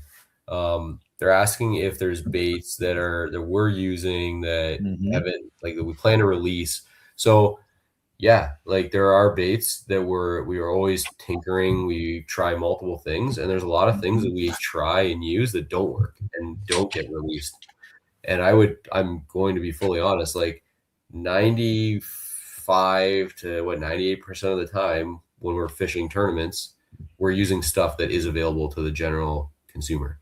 Because that stuff we release, we're like, it's going out, it works, I want people to have it. But there are baits that we're just like, we've scrapped, like lots, or like it doesn't work. So I don't know. I wouldn't be too, if anyone's like thinking we've got secret stuff that's allowing us to win that they don't have access to, like that's truly not the case. We're pretty quick to like get on it. And generally when we're prototyping, we don't have enough to fish like a lot of events. So like, for example, I was telling you that story about asking for 3 spy baits back. Yeah. Like I don't have unlimited access of prototypes. We only have access to what we want when it becomes available to the general public. Like I only have like 2 or 3 of each spy bait right now. Some people have more than me. So I will place an order by the time I'm going to use them this season, and I'll have what I need, but I certainly don't have enough of prototypes ever to like fish a full tournament season. It'll be very specific, and we only pull those out sometimes if we're like we need a bite or we want to try something, but that's how it is. Answer that question. So no one's at a disadvantage. Just don't feel like we are working on a bait that might give you a disadvantage if we get a bunch of them. But we will release it. It depends we will release it. That factor is getting our hands on it, but yeah. Somebody just asked will there be other hard baits in the works. You just never know what we're gonna do. Yeah. Who knows? We might get into boats at this rate. Like, Oh, Great Lakes Finesse boats. I like it. Dang. Yeah, the fastest boat ever. you just you know? dominated. Just Actually, dominated. hold on. Did you guys? There's been a boat going around social media, and gosh, I started following the company. This was like last week. I saw it. It's you guys know what I'm talking about? It's like a bass boat, but with twin 500s. Oh man, no, I didn't see No, that. You have no idea.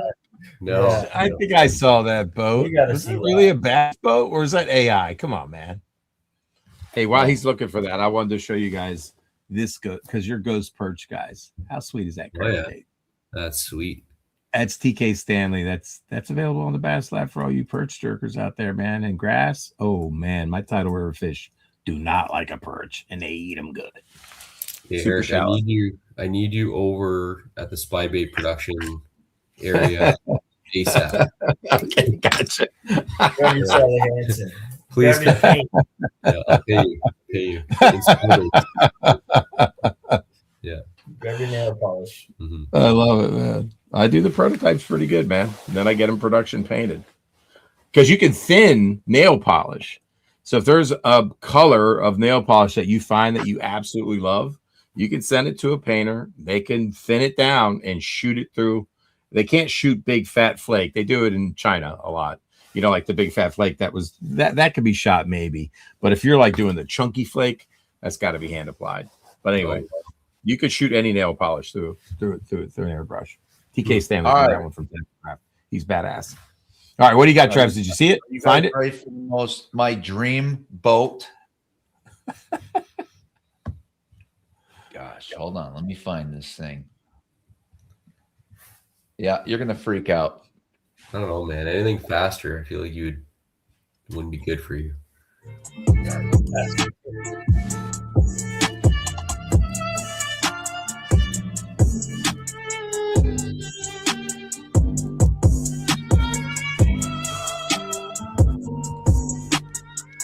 Oh, That's just- 500.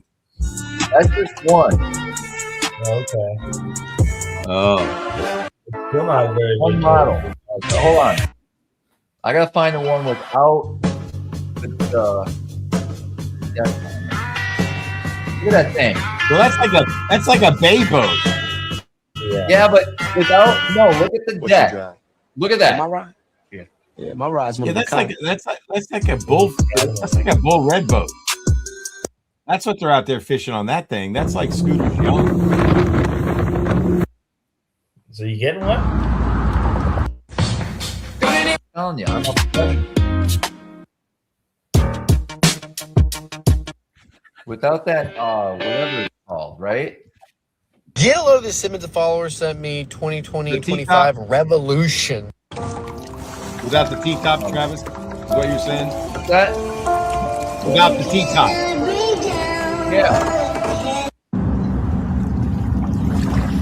You guys feeling this or no? I don't know.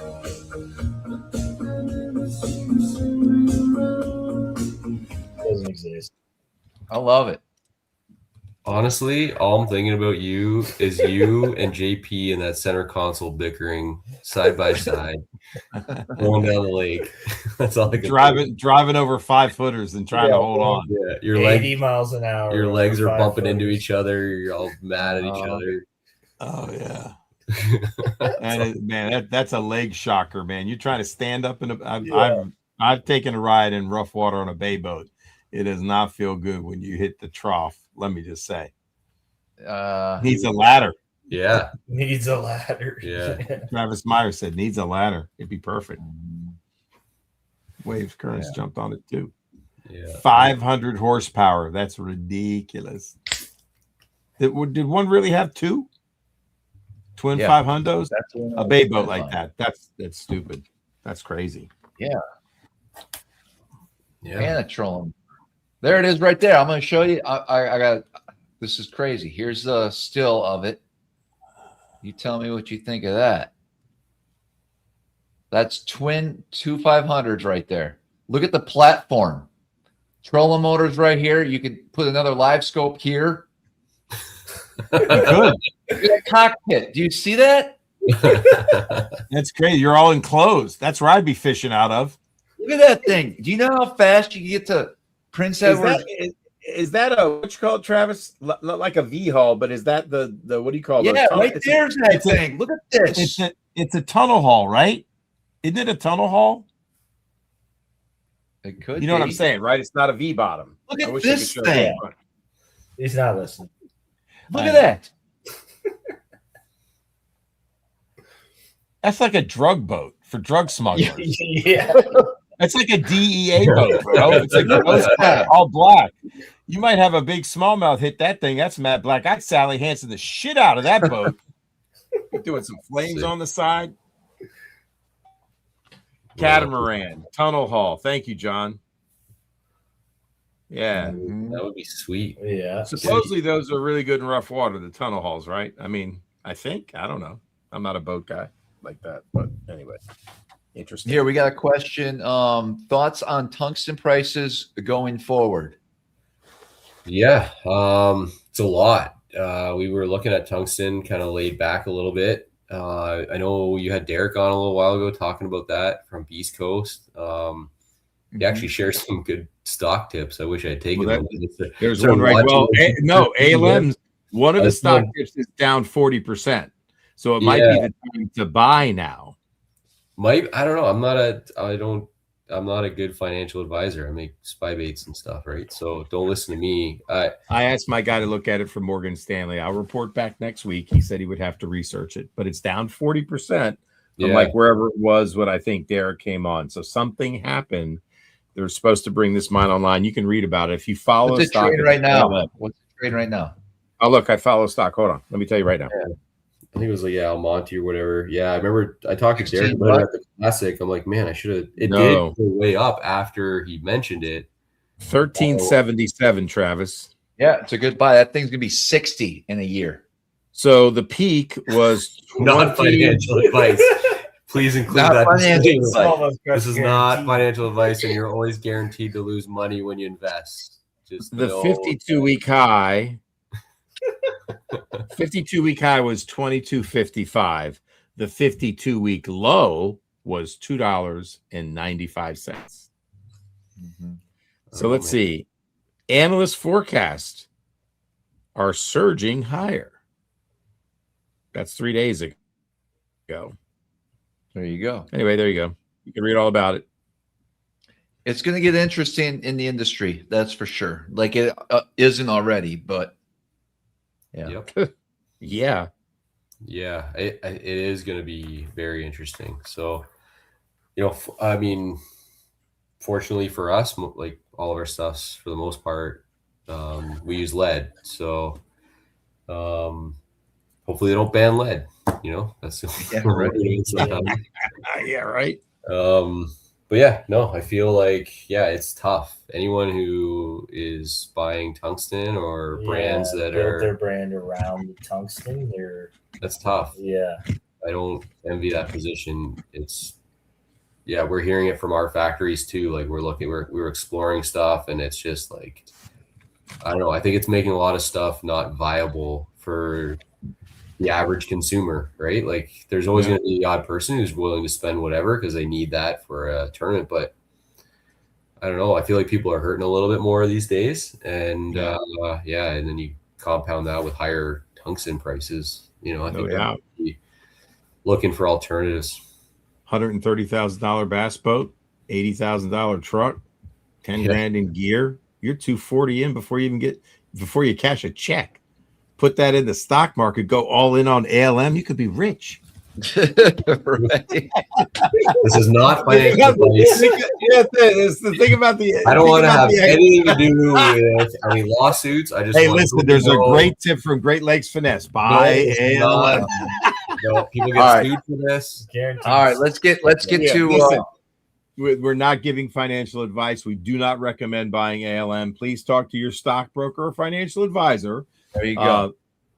Past performance is no guarantee of future results. Yes. All right. So speaking of tips, I want to know your top. Give us a tip on your top 3 Great Lakes Finesse products that you would have ready to go all the time. Like you have to have these three baits? Drop minnow, for sure. It's just so versatile. We never don't have that tied on, whether we're drop shotting or it's an underspin trailer. I mean, that's kind of a loaded question because there's different seasons, right? You got the pre-spawn, you've got summer, and you got deep. So it's a little bit tricky. All right. I want to let's go 3 for I all want to know season. pre-spawn, and I just want to know summer. Okay, We'll do pre-spawn. So pre-spawn. For sure, pre-spawn, sneaky underspin with a drop minnow, drop kick shad, juvie craw for sure for dragging, and snack craw for dragging. That's 3. Those would be a great. I don't know. Would you concur? That's What else a would that finesse jig is something special in the spring though too. But a black drop kick shad on a black stealth ball head is Love that stealth ball head, man. Great product. All right, how about we're talking summer now? Dead summer, you know, up here it's going to be July, August, September, into October. Yeah, drop minnow on a drop shot, absolutely. Yep. You got and then the spy bait, stay pin spy bait is going to be right there, and then hair jig and probably juvie craw too. Yeah, Nice. that's probably where we're fishing the most. Yeah, Nice. Yeah, that's Do you probably. know who, Well, I back to mean, the Tungsten- they're go all ahead. good, right? The flat cat. I mean, there's sneaky ones in there, right? Like they all have a place. Yeah. The Helgramite, but honestly, like one of our core values is like we won't release something unless we'd have it tied on the biggest tournament of our life. So I know I've said that a million times, it's just because it's true. Like it's been with us since the beginning. Like we will not release a product unless we have that much confidence in it. So, but yeah, those 4 or 5, are definitely like our confidence ones. Yeah. So Lake Erie Lee asks, what is your top Great Lakes Finesse underspin trailer in the spring? Drop Oh, minnow. it's a drop minnow for sure. Yeah. Color combination, if you could only pick one for clear water. Black, any of the natural laminate colors on the OG, like that raw head. Black, gold blade. Yeah, gold blade. Sure. Gold blade's a big deal. Yeah. Yeah. Okay. 5 pound braid still? Yep. 5 pound braid. Yep. 6 or 6 8 pound leader? 6 or 8. Yep. If you're getting them free, it's 6. If you're paying for them, it's 7. No, 7. 7, No, 8. 7. 7 if you're. The underspin. That's just the underspins. Yeah, because those are off the bottom. Anything on the bottom, right. like 8 or 10. Sure, makes sense. Yep. And maybe like an 8 pound braid just to really hammer them with that 7-8 medium heavy. Because we go with our bottom baits, we generally use the heavier rod, especially the juvie craw. It's got that beefy hook. It does have that beefy. Yeah, hook. You got to stick them, man. You got to drive that thing. Yeah, that tube head it's beefy. Like it will not bend out, so you can hit it really hard with it. Yeah, I mean the hover minnow's good. It's got a place, right? Like if they're chasing a minnow, just kind of barely shake it or just reel it straight. I know a lot of people are looking for a rocking action, but we don't chase that rocking motion all that much. Yeah, it's all good. Honestly, like it's all good. We use all of it. Like I can't think of a bait in our lineup that we don't use. It's actually to the point where it's become there's too much. Almost too much. Like we used to, when we first started, it was like snack rod, drop minnow, underspin. What else we have? The flat cat. And we were like, hey, and we're still catching a lot of fish. And then we keep adding more baits, which is great because it gives us options, but it's also sometimes confusing because it all works really well. And we're like, sure, do we want to drop shot the Helgramite or do we want to drop shot the drop minnow? They both work exceptionally well. You want to drag. And then you also have to think about what size now, right? Because I know and that's the other thing, right? Like we added this 2.25, which is our micro, and now it's like, hey, when do we do the original? It's the 2.75. You know, but last year on St. Clair, Evan got all his fish on the 2.25. He's like, I couldn't get him to eat the 2.75 or the 3.25. It had to be this tiny little guy. So yeah, now we've got different sizes. You know, we got the 2-inch juvie craw. We started with the 2.5. So yeah, we've got a lot of packages now in the boat, and sometimes we almost get overwhelmed. But yeah, keep it simple. Like if you're gonna buy 4 for summer, spy bait, hair jig, drop minnow, juvie craw, you're probably gonna catch a pilefish. Yeah, I like it. yeah. What else we got? Favorite ways to rig the flat cat. On a little football head, so we make a really small one, our stealth football head, all the way down to 1/8 ounce. That thing is designed to mimic a little juvenile goby or a little leech or a little minnow. So you just kind of like hop that thing on the bottom, just drag it, or we like it on a drop shot. It works really good on a drop shot.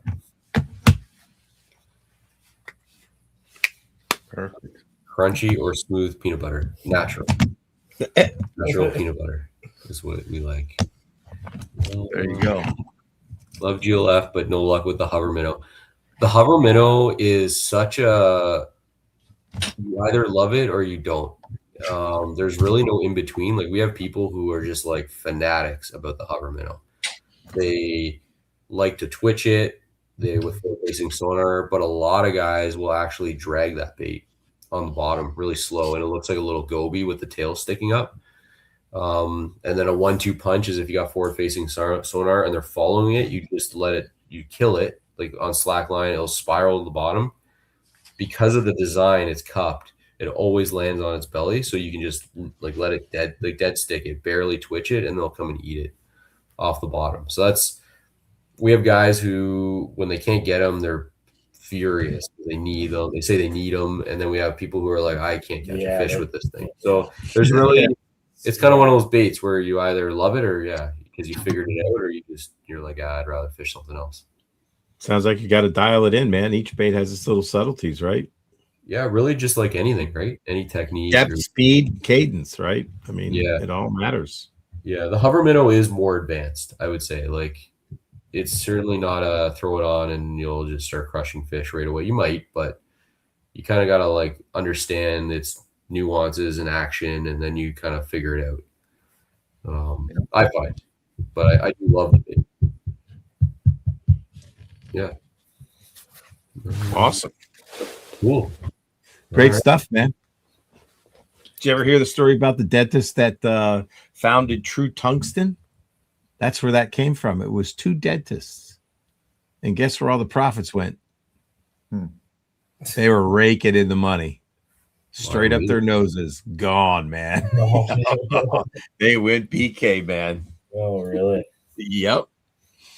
2 dentists first took it to market. They crushed it initially. Oh, I believe it.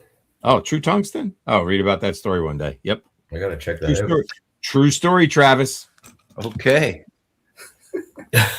It's like encyclopedia of facts. True story, bro. Off topic. Like, I'm really Oh, confused. no, we were talking about price of tungsten ALM, and I wanted to say it again, but you got 35 minutes ago. It's been on my mind. I had it right there. I wanted to land that plane and just throw that in, bro. Landed upside down. Just kidding. Man. Luckily, it was a tungsten fuselage, and I'm safe. Yeah, question about terminal wallet. I mean, not at the moment, but if there's a demand for different sizes, maybe down the road. I mean, it's solved all our problems. We haven't really figured out a reason why we need a different one, but if anyone has any suggestions, I'm all ears. If anyone's got a reason why, or specific bait or specific pack, fire it in the comments. Yeah. Man, Eric, I feel like you should just talk to ChatGPT for like 3 days and then get it to spit out a book. I don't use it. Or like industry insights, like build me a fishing industry encyclopedia and just talk to it. I think that project is in the works. I'll just take the section on balsa crankbaits. There you go. Yeah, the history of balsa. Maybe I'll do a little bait hack, thing too. That'd be fun. Best bait hacks of all time. Cool. Yeah, I don't know if there's any other questions, but I got a question. When are we going to be able to go out fishing this pre-spawn, Travis?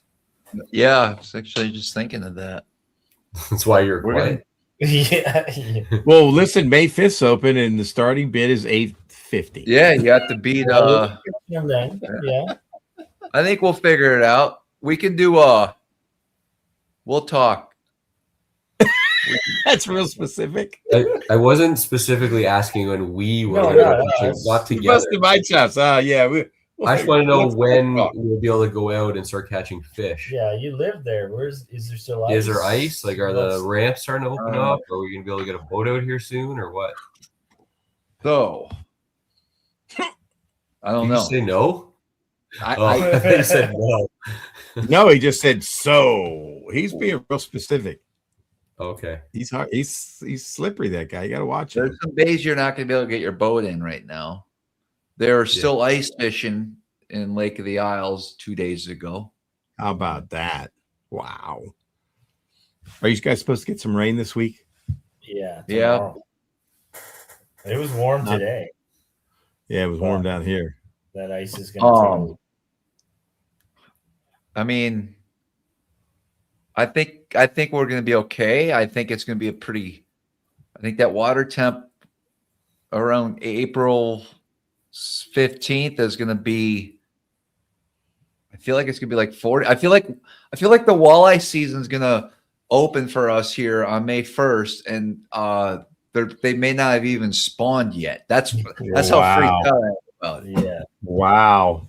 So it's going to be a really cold pre-spawn is what you're saying. Yeah. Yeah. Yeah. You can get a boat in. You can get a boat in. I mean, Cape opened up. It's going to be tricky for a little. You got to watch out for icebergs when you're running around. Yeah. Well, you would now, but probably not by April 15th. No, but if you took your boat out right now and you're heading out to the lost city of Atlantis, you better be watching for icebergs. Yeah. That's crazy. Like big I saw snow in May at the lost city of Atlantis. There was still ice on one of the banks a little bit in May. Real? Yeah. Wow. That trip. Not saying the water temp was. No, I get it. But still, 38. Ice. Yeah. Okay. In May. We're probably 37, 38.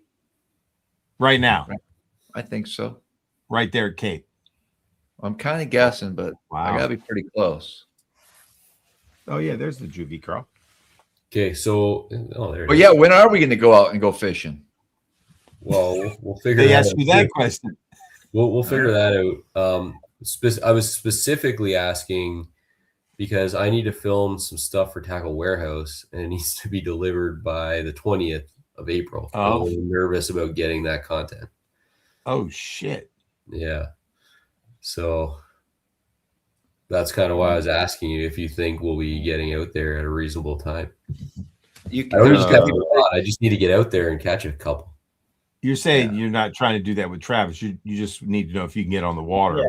Well, maybe with Travis, maybe he's with Tackle Warehouse. That might be a good opportunity for us to do something. I like it. Maybe we should talk about that. Now that honestly, it didn't even cross my mind, but yeah, we can figure that out because it's going to be. There's going to be places. We got to really see what. I think this week will be a big telltale sign about what to expect out there. You can get a boat. I mean, I'm going to try to go perch fishing. Chameau even looked a little bit more open. Really? Today when I drove by, like you could see more water. There's probably maybe a sheet of ice. I'm guessing 500 yards long, but goes across the whole bay. Mm-hmm. Okay. Yeah. I'm just seeing a comment from Sean. I have no idea how you're losing your underspin blades or they're getting bitten off. That's incredible. I've never seen that. So send us some pictures. We'll take care of you if you're having issues, but I've yet to see that happen for me. Unless the only thing I can think of is if in production they didn't crimp that little loop down all the way. So if maybe check on that, if where the split ring meets that drop down wire, if are they breaking or are they just like popping out? You could take pliers and just kind of pinch that down. If it's slightly open, you're worried about it coming through. I mean, full disclosure, we make thousands of them, so the odd one might slip through that isn't completely perfect and crimped down, but you can just take a pair of pliers and pinch that closed if you've got one like that. But yeah, if you're having issues, like, reach out. We take care of everyone. Any little dumb issue with our baits, we take care of people. Very cool. But yeah, let's chat, Travis, about, I don't know if you have any interest in filming something. It's not rocket science stuff. They just want like some tips for fishing out our way. So it might be cool. Yeah, we could figure it out. I would say, I mean, the week of the 12th.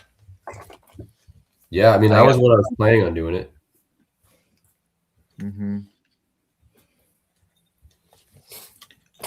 Yeah. The icebreaker just went through Kingston maybe 3 days ago for the ferries. Okay. For the one on Amherst, I think it is. And I mean, I saw some pictures online. There was some ice, but that's going to start moving through the system. A lot of this ice is being blown around right now. It's not permanently stuck. So one day the ramp might be open, the next with a north wind. I've seen it just this week. It's changed many times, but it's massive amounts. It ain't just like a 30-foot section. It's miles. Holy crap. Yeah. For real? Yeah. Wow, dude, that's nuts. But I mean, the current and everything, it's also carrying a lot of that down as it breaks up, but all depends on the wind and, Okay. Some bays will have some ice for a little while. I gotta believe, but hopefully. And it's not going to take long, If you get a lot of rain, that'll certainly help, won't it, this week? Yeah, I wish we could fish the U.S. these two counties. I got some spots I'd like to try right about now, but I don't know. Or the other option is, for sure, if we head south, if you really need to get some content, you could head to the south of here even, and that's open. That's open year round in the U.S. side. So there you go. Yeah, we'll chat. We could catch them there. Yeah, they wanted some northern scenery in it, kind of like that look and feel of where we fish. So yeah, they don't quite understand being a California bunch. I'm like, they're like, April 20th is the deadline. I'm like, I don't think you guys truly understand. We live in the lake. Canada. Have you ever heard of Canada? Yeah. Not California, Canada. Yeah. The last 3 years, that's not a big deal. But True. You got a point. Is a different. We're gonna have a fantastic season up here. I would love to see all of April and most of May in the mid-50s for a high. That'd be nice.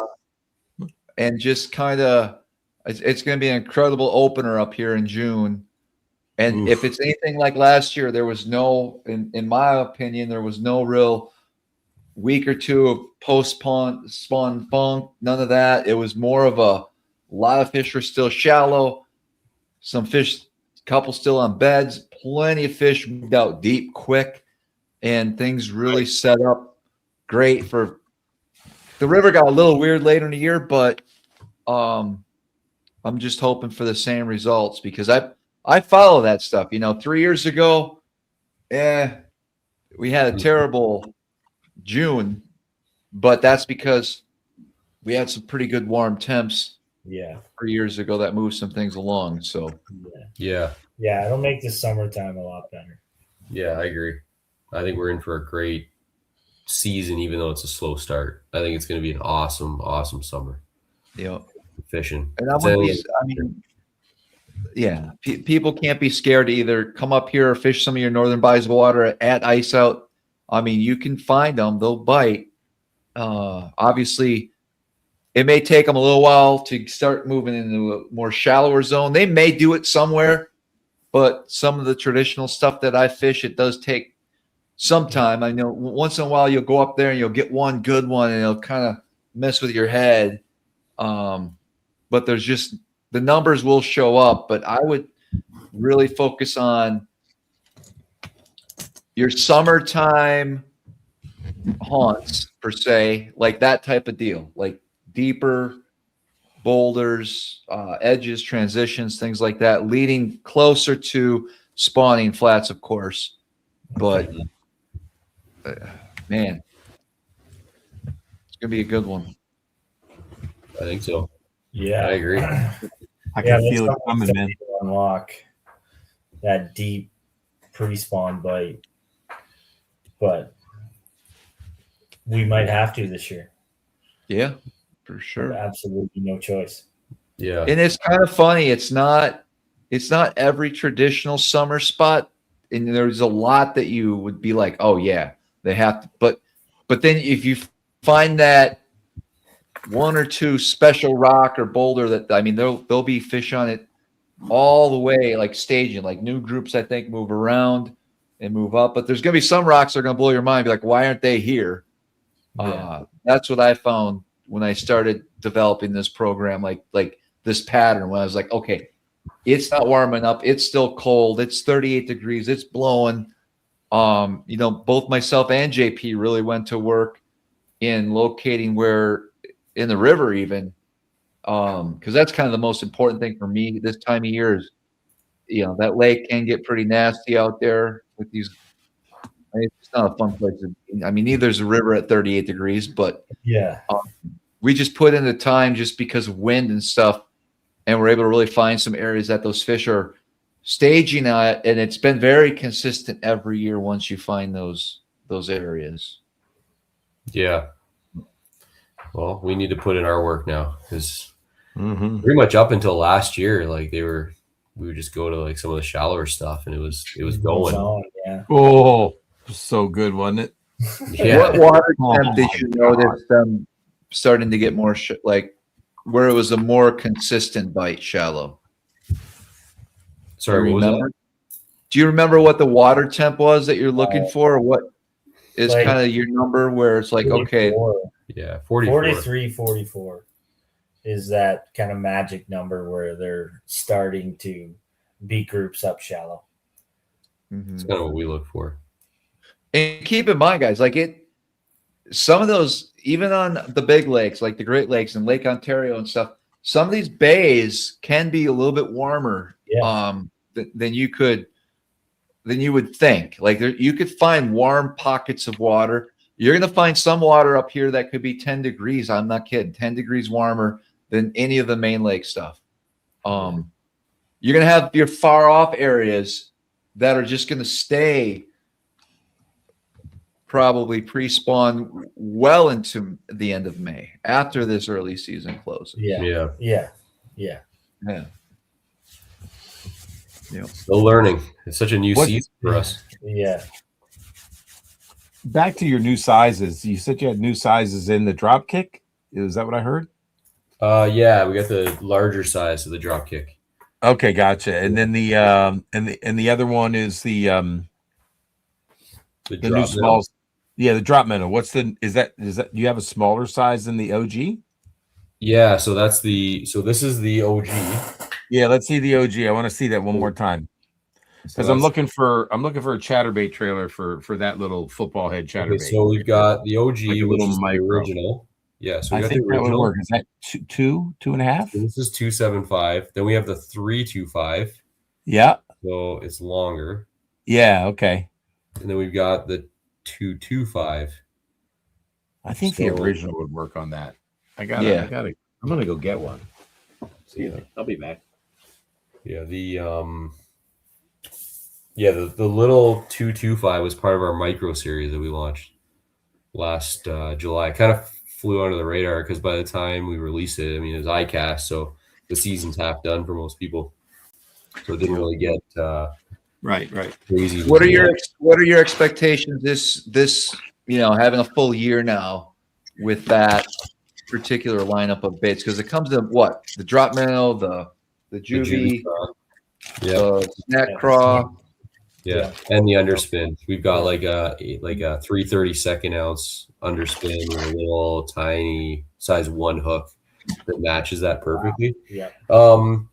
I feel like most people are still trying to wrap their minds around the like normal GLF sizes of things, because like, you know, we talked to Matt Pangrak, for example, like he still has a hard time wrapping his mind around this normal stuff, right?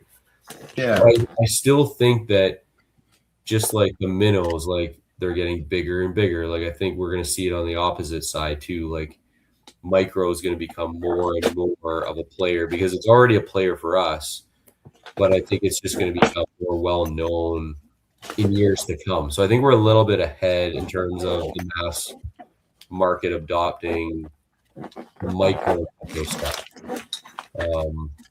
But it seems like the feedback we get is people are like, I didn't really know, but I tried it and it worked incredible.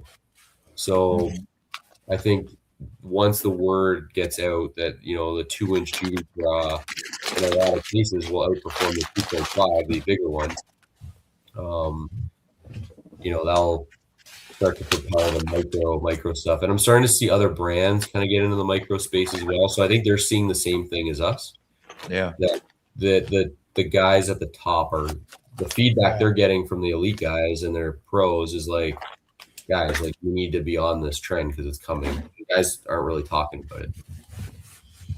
So I think you people, if they get on it, they could have it to themselves for another Probably 2 or 3 years. Yeah, a couple of years. Yeah, at least 2 more. Like you always kind of want to be at the forefront of these trends, right? Like you want to know about the hair jig early, you want to know about the spy bait early, you want to know about the dice early, you know, the minnow early. So I feel like the micro stuff is probably in that same category to an extent, where if you're fishing it, the guy next to you probably isn't yet and isn't even aware of it.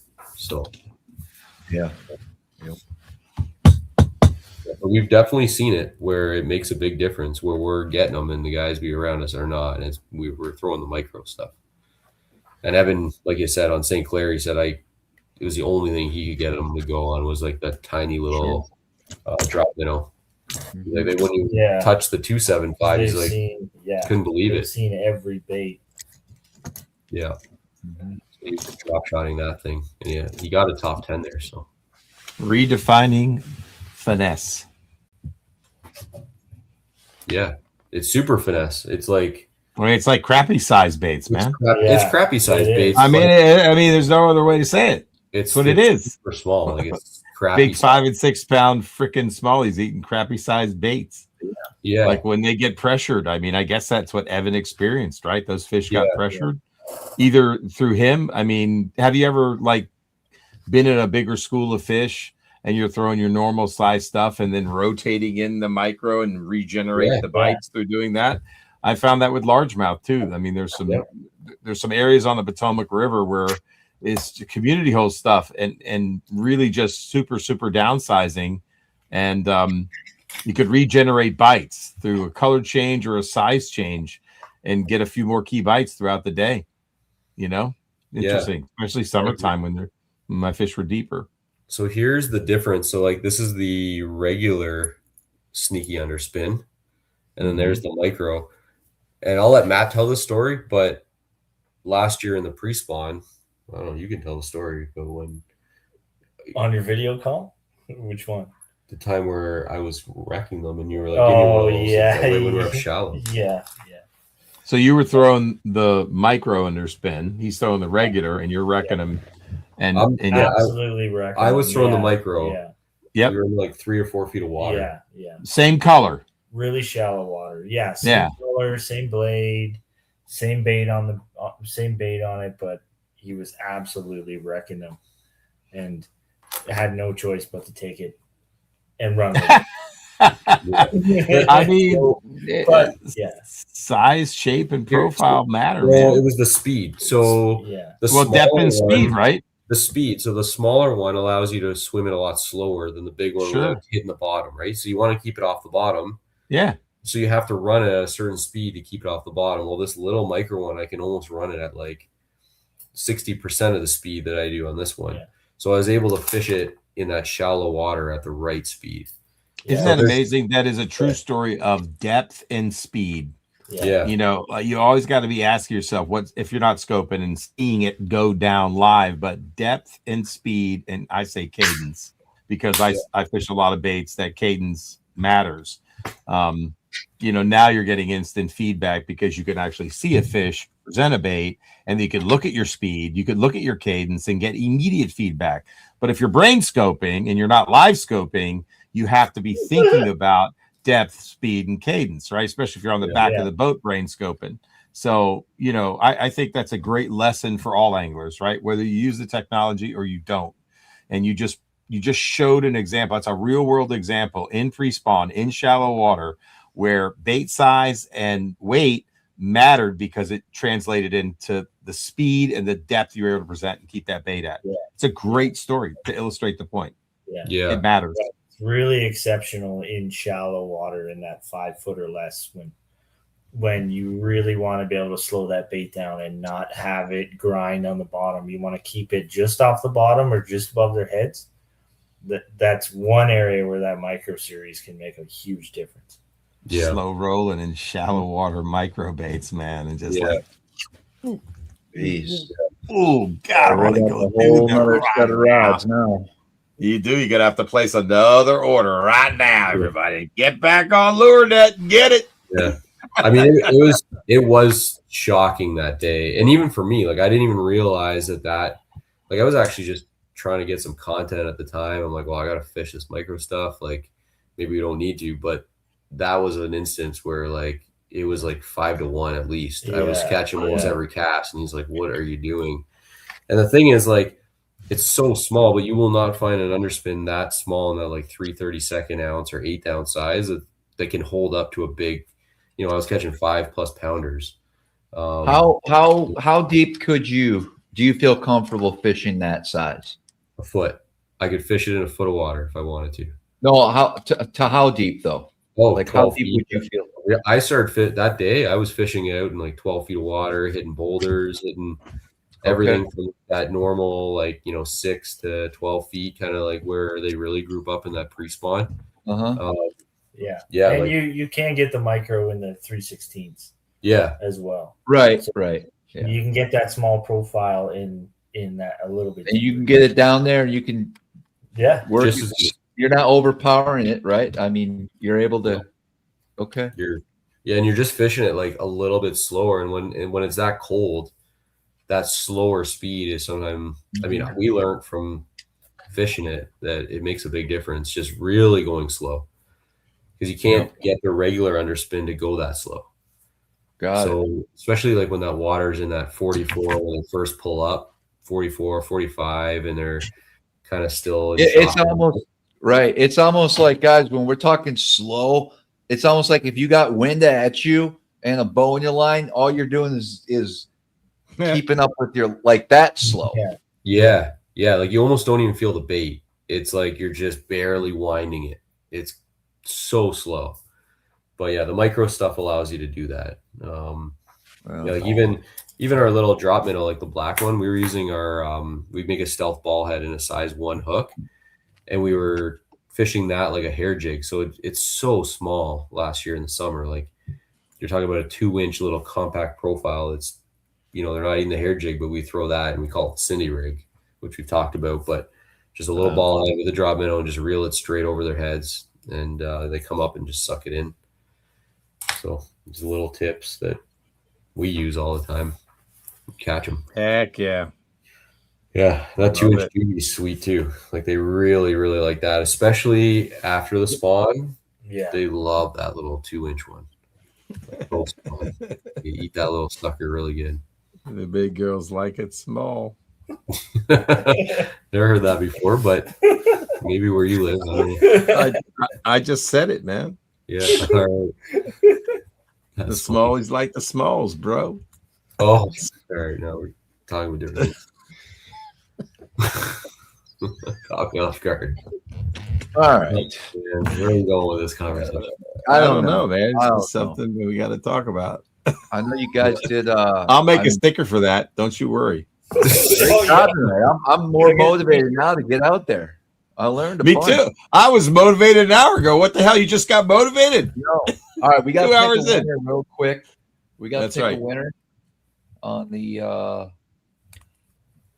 Oh, let's see. Who do we got here? Throw it in that random generator. I don't think this was on purpose, but because he did the super chat, but I think he was trying to ask a question. But the winner is JP Harrell.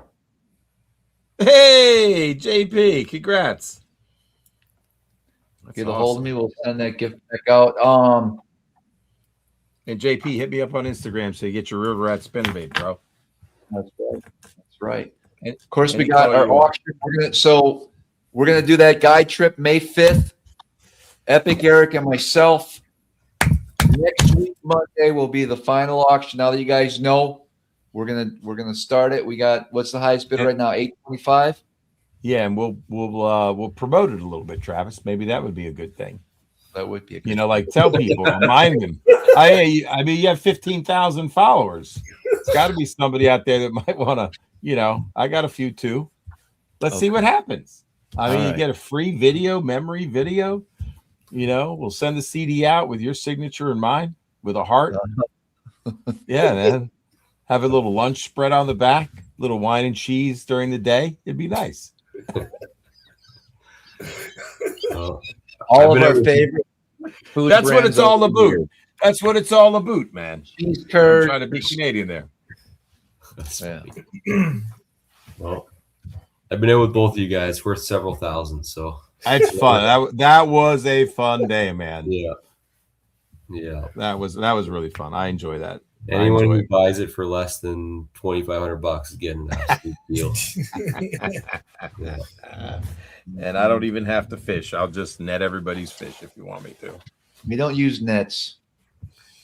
I'll land everybody's fish because Travis doesn't like to put his fingers in his fish's mouth too much.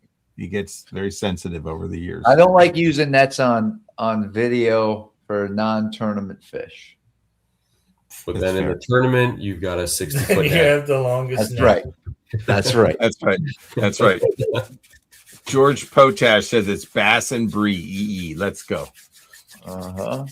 Yeah, man. I like it. Awesome. Good stuff, guys. Cool. Congrats on the success of the new baits, man. Outstanding. Yeah. Keep the innovations coming. Yeah, we're trying. Sometimes you're doing what we're doing. So you're not just trying, you're doing it. Yeah, man. Good stuff. Yeah, thanks, guys. Thanks for having us on. Yep. Well, like we said, we'll get all the colors of spy baits in at some point.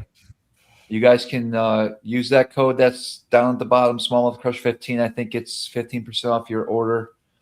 Lurenet.com, Tackle Warehouse. There's other retailers all over the place that carry your products. I don't know. I'm trying to think. What's another big? Are you guys in Dick's? Yeah, we were a little bit. Yeah, Dick's, Academy. I just saw some of you.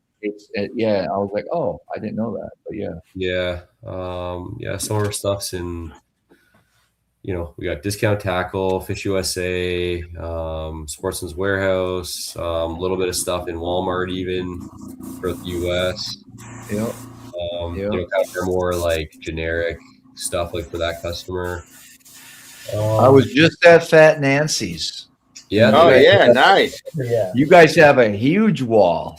Oh really? I got to get in there. I do know that they are a big fan of us. Like a wall. Nice. That's awesome. That's awesome. Yeah.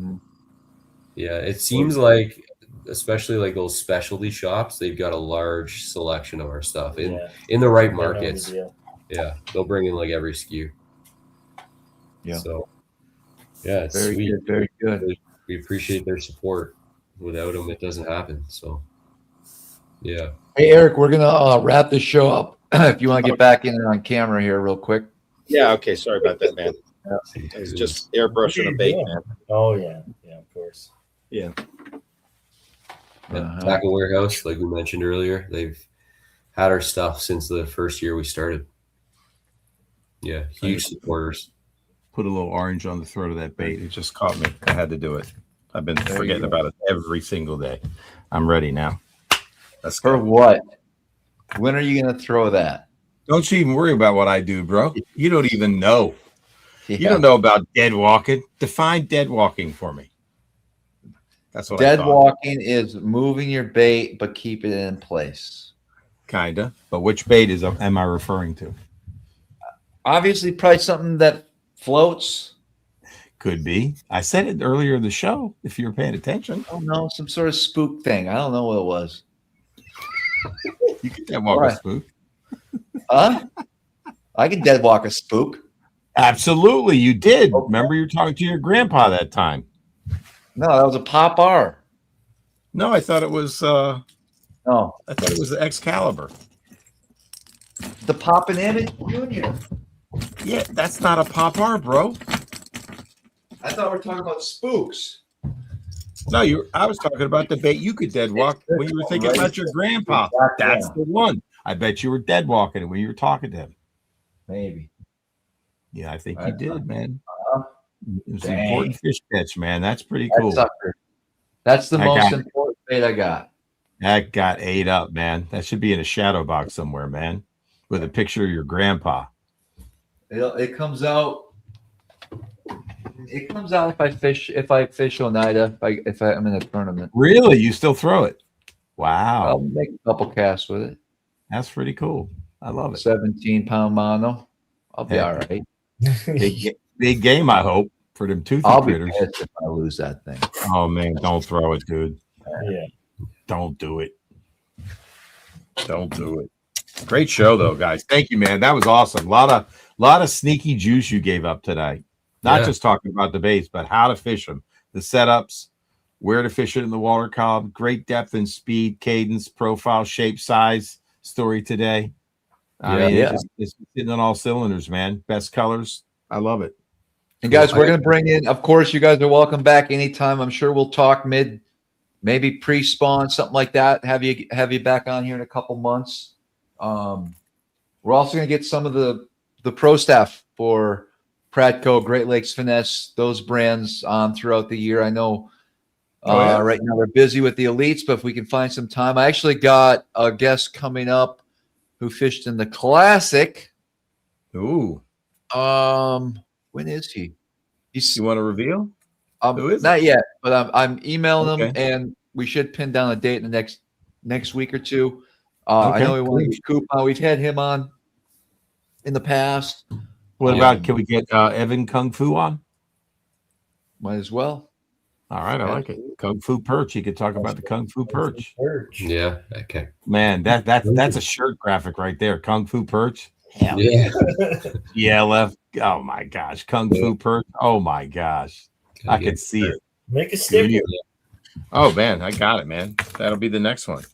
I would love to do a sticker for GLF, man. Are you kidding me? With Goonie Wolf? I'd pay for it. You block it on. I got two things I want to say.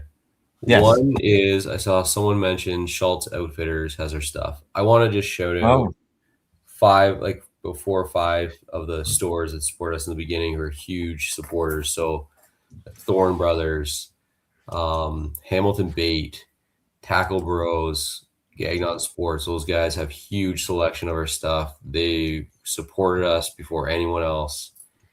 Probably forgetting a couple more, but if I did, I really apologize. ENR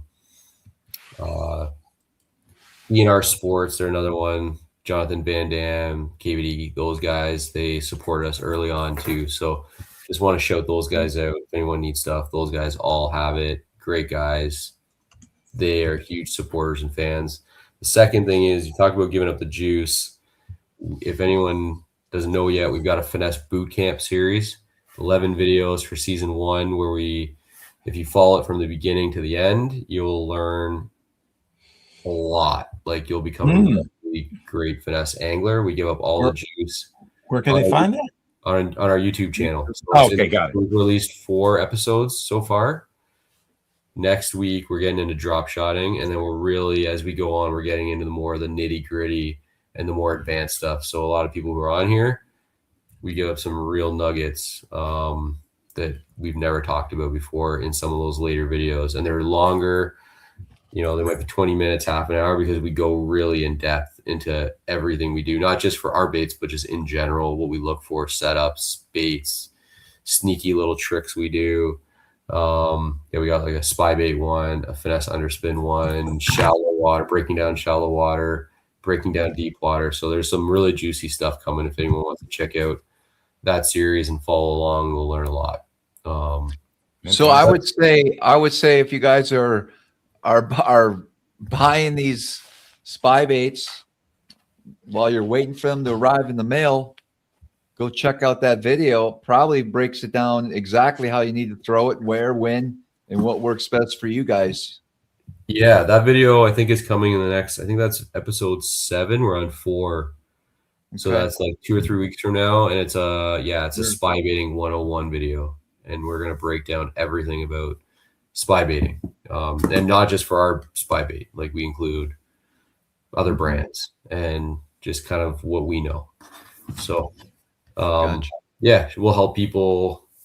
The goal is just to make people better finesse anglers all around, and try to give back a little bit. So it's not about selling baits, it's just about teaching. Right on, man. Yeah.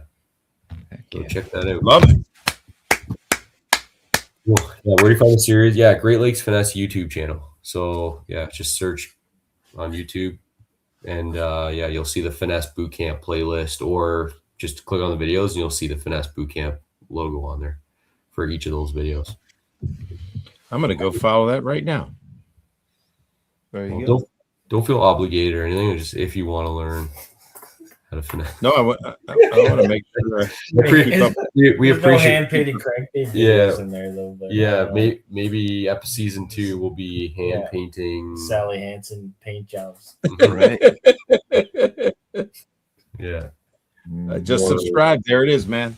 I'm a new subscriber. Now you got 2,993 subscribers. Sweet. Yeah. Sweet.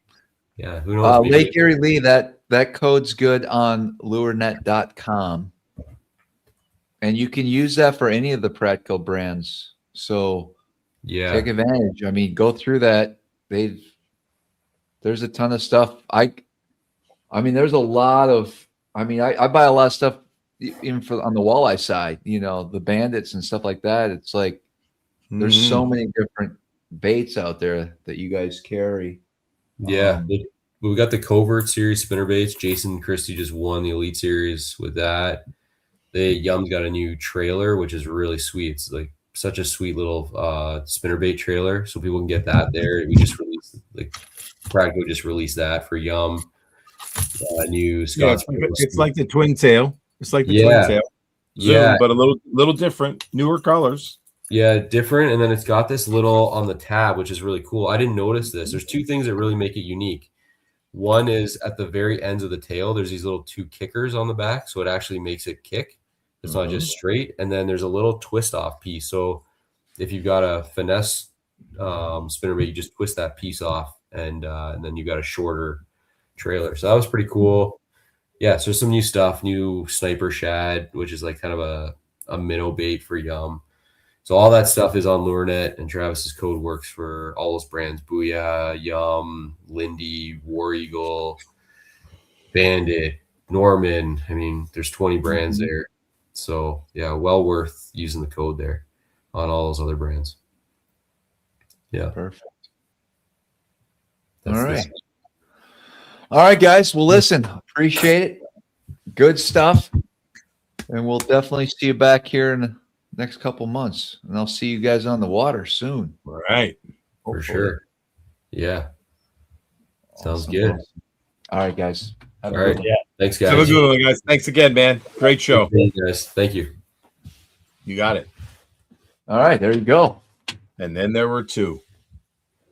Not for long. No? No. Good show tonight. Great show, dude. You're bringing the heat, man. Keep it rolling, bro. All right. All right. Doing good. You don't struggle in life anymore. No, I love it. Getting better. Getting better at it. Yeah, you are. I just gotta. I cured my eggs the wrong color. I need to go more natural. I learned. Ah, So I got my Procure here.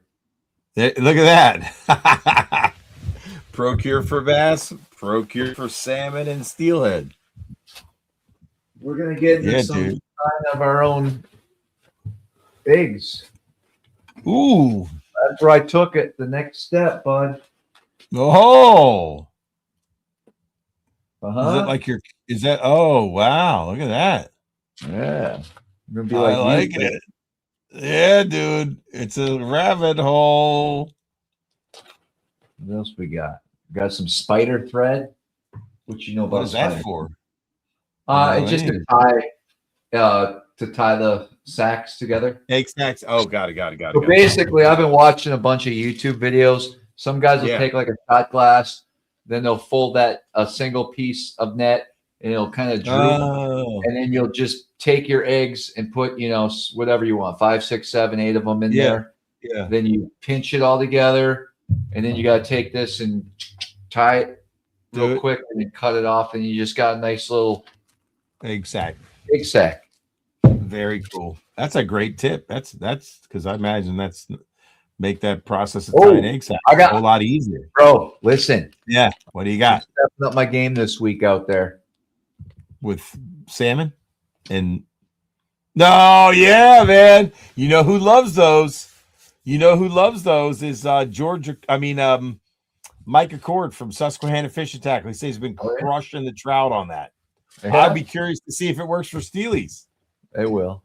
Because there's a bunch of guys that use like 4-inch like big fat worms for steelhead. There's a bunch of steelhead worms out there. I didn't know that. In fact, my first shaky jig worm, I think I was using steelhead worms. Right. Yeah, short, fat. Actually, I haven't even looked at these. They got wild steelhead colors, man. Yeah. Like the combinations of like if they had a steelhead worm that was, and there's no salt, they're high float worms, but they would have like blue with this wild colored tail that you would normally see. You know what I mean? All right. You must have to pinch. Yeah. Look how big that thing is. No, that ain't the whole worm, is it? Can't be. You must have to pinch. I guess you make it, customize it to your length, right? I guess you'd want the. Man, this is weird. I'm nervous now. Yeah, there's little. Want that? Well, it's got 2 fat ends, right? Well, that's why I thought it would just have 1 fat end and then 2 skinny. I think this is how it's supposed to be. Yeah, I gotcha. Like a mini wacky. Yeah. I don't know what I'm doing. I'm sure there's a video for that. I'm sure there is. Yeah. There you go. That's cool, man. Yeah. Good stuff. What's your PB steelhead right now?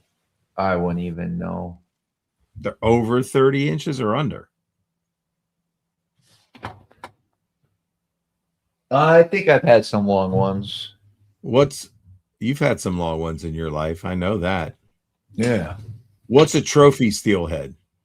I don't know either. I just catch them. I don't know. What's the New York State record steelhead? I don't know that either. 30 pounds? Not that intimate with the steelhead just yet. All right, hold on. Let's find out. I need to know. Okay. Hey Siri, what is the New York record for steelhead?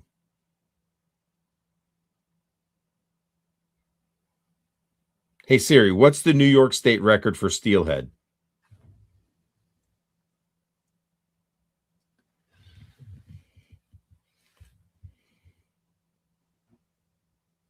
Whole big eggs. 20 years later, it said 30 pounds.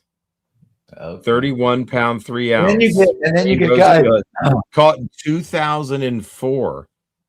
And then you get like scientifically too, should they even be called steelhead? That's the record. Or are they just rainbow trout? Isn't that a sea run rainbow trout? Oh, a steelhead's supposed to come from saltwater, I guess. That's what I'm saying. It's a sea run. No, a regular rainbow trout can't go into saltwater, I don't think, right? No, a regular rainbow is the ones that go up here. Look, man, you don't know shit about steelhead. Shut up. We both sound like idiots right now. I don't know anything about them. So they're andromenous, like a striper. Someone's going to tune in and comment here. Right. So steelhead is like a salmon, because a salmon can live in both fresh and salt. So can a striper, right? Because we need Uncle Frank back on the show. And aren't there sea run brown trout or something? I think so. I think so. I'm gonna Google that. Hey Siri, do you think there's brown trout living in the ocean? Hey Siri, is there such a thing as a sea run brown trout? Yes, there is a sea run subspecies of brown trout. Yeah, New Zealand. It doesn't matter. I remembered reading about it. Okay. I used to chase some trout here and there. That's why I thought of steelhead. We know salmon go into the ocean. Not these. Ain't no ocean. They go. I thought where they come from. Well, they could be hatchery steelhead. Are they natural steelhead or hatchery? Let me ask you this. So wait a minute. Are they hatchery steelhead, bud? Yes. Yes. Then it's not a native steelhead. Hey Siri.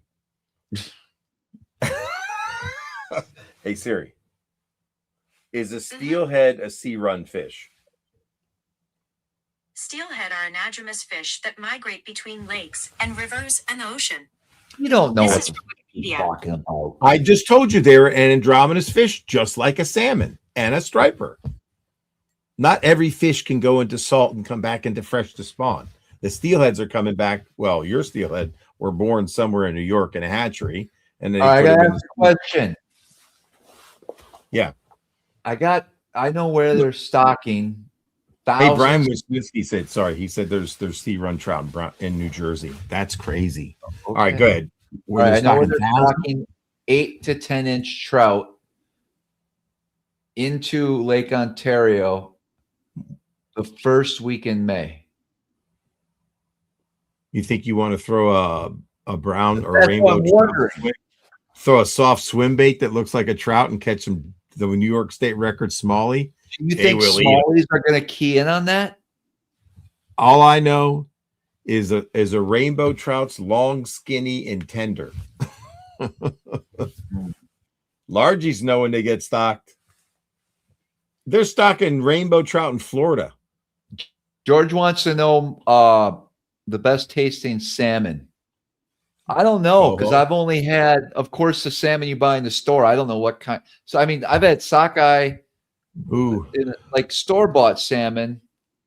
The ones we have out here, coho, there's some Atlantic, and there's, I guess, Kings or Chinook. I mean, I think a coho probably tastes better, but I'll tell you what. I mean, obviously, I have to harvest some steelhead for eggs, right? Yeah. The best, I don't know if it's the way I made it, one of the best cold water fish I've ever had. Steelhead. Yeah. Wow. Like crazy good. Wow. You remember Austin Neary made a brown trout DRT. Somebody mentioned in the comments. They also had a rainbow trout colored DRT. That's the Division Rebel tackle. It's the Clash, Tiny Clash, and the Big Clash.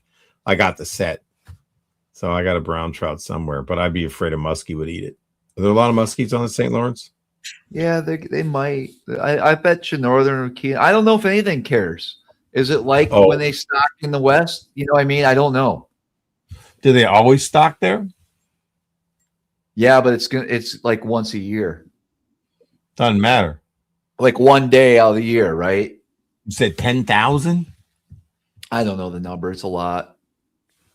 Where they stock, are there smallmouth swimming around there? Yeah, but come to think of it, the season would be closed in New York anyways around that time frame. Oh. Yeah. Interesting. Wow. It'd just be interesting to see if they would Bite it. key in on that many, but at the same time, there's 20 million more perch, you know, like, or are the trout kind of stupid because they've been pen raised that they're just real easy prey? You know what I mean? Like, I don't know. Yeah, they're easy to catch. All I know is when they stock those California lakes, like the bass know, and they're there, and they're waiting. Yeah, who knows? Anyway, Southern Trout Eaters. Anyway, I'm beat. Me too, bro. Great show, man. Good job. Hey, everybody, give a hand to Travis, man. Way to go. And don't forget to subscribe and like and share the stream. Yeah, do all that. Yeah, do all that. Do all that, man. I'm gonna throw some next parts week out. we'll bid on the auction. I got a couple. I guess I got some people here still listening to us. Yeah. What do you got? If you don't mind, I'm going to go over some dates I have. I think it's a great idea. So I do have a few afternoon trips for the early season. I think I got 4 or 5 in April still, and I got 4 actually in May. Full days are all booked. I do have June 26th and the 30th open, still full days. A bunch of afternoon trips in June as well. And then July, it looks like I have a couple 2 days in a row in July, a couple of them. So we're getting booked, but if anyone's interested in seeing what I have available, reach out to me and we'll see if we can get you on the schedule and get you some fishing. I got plenty of dates later in the summer. I hate thinking about it this late, but it's nice to have some commitments on the calendar too. So if you're thinking about coming up here in the fall, great time to fish. September, October. Oh yeah, I love it then. November. It don't matter. Really good time. That's a great time up there. I love that time of year. Awesome, bro. Great work tonight. Guys, as always, until next time, see you on the water. Peace, everybody. Boom. Great show.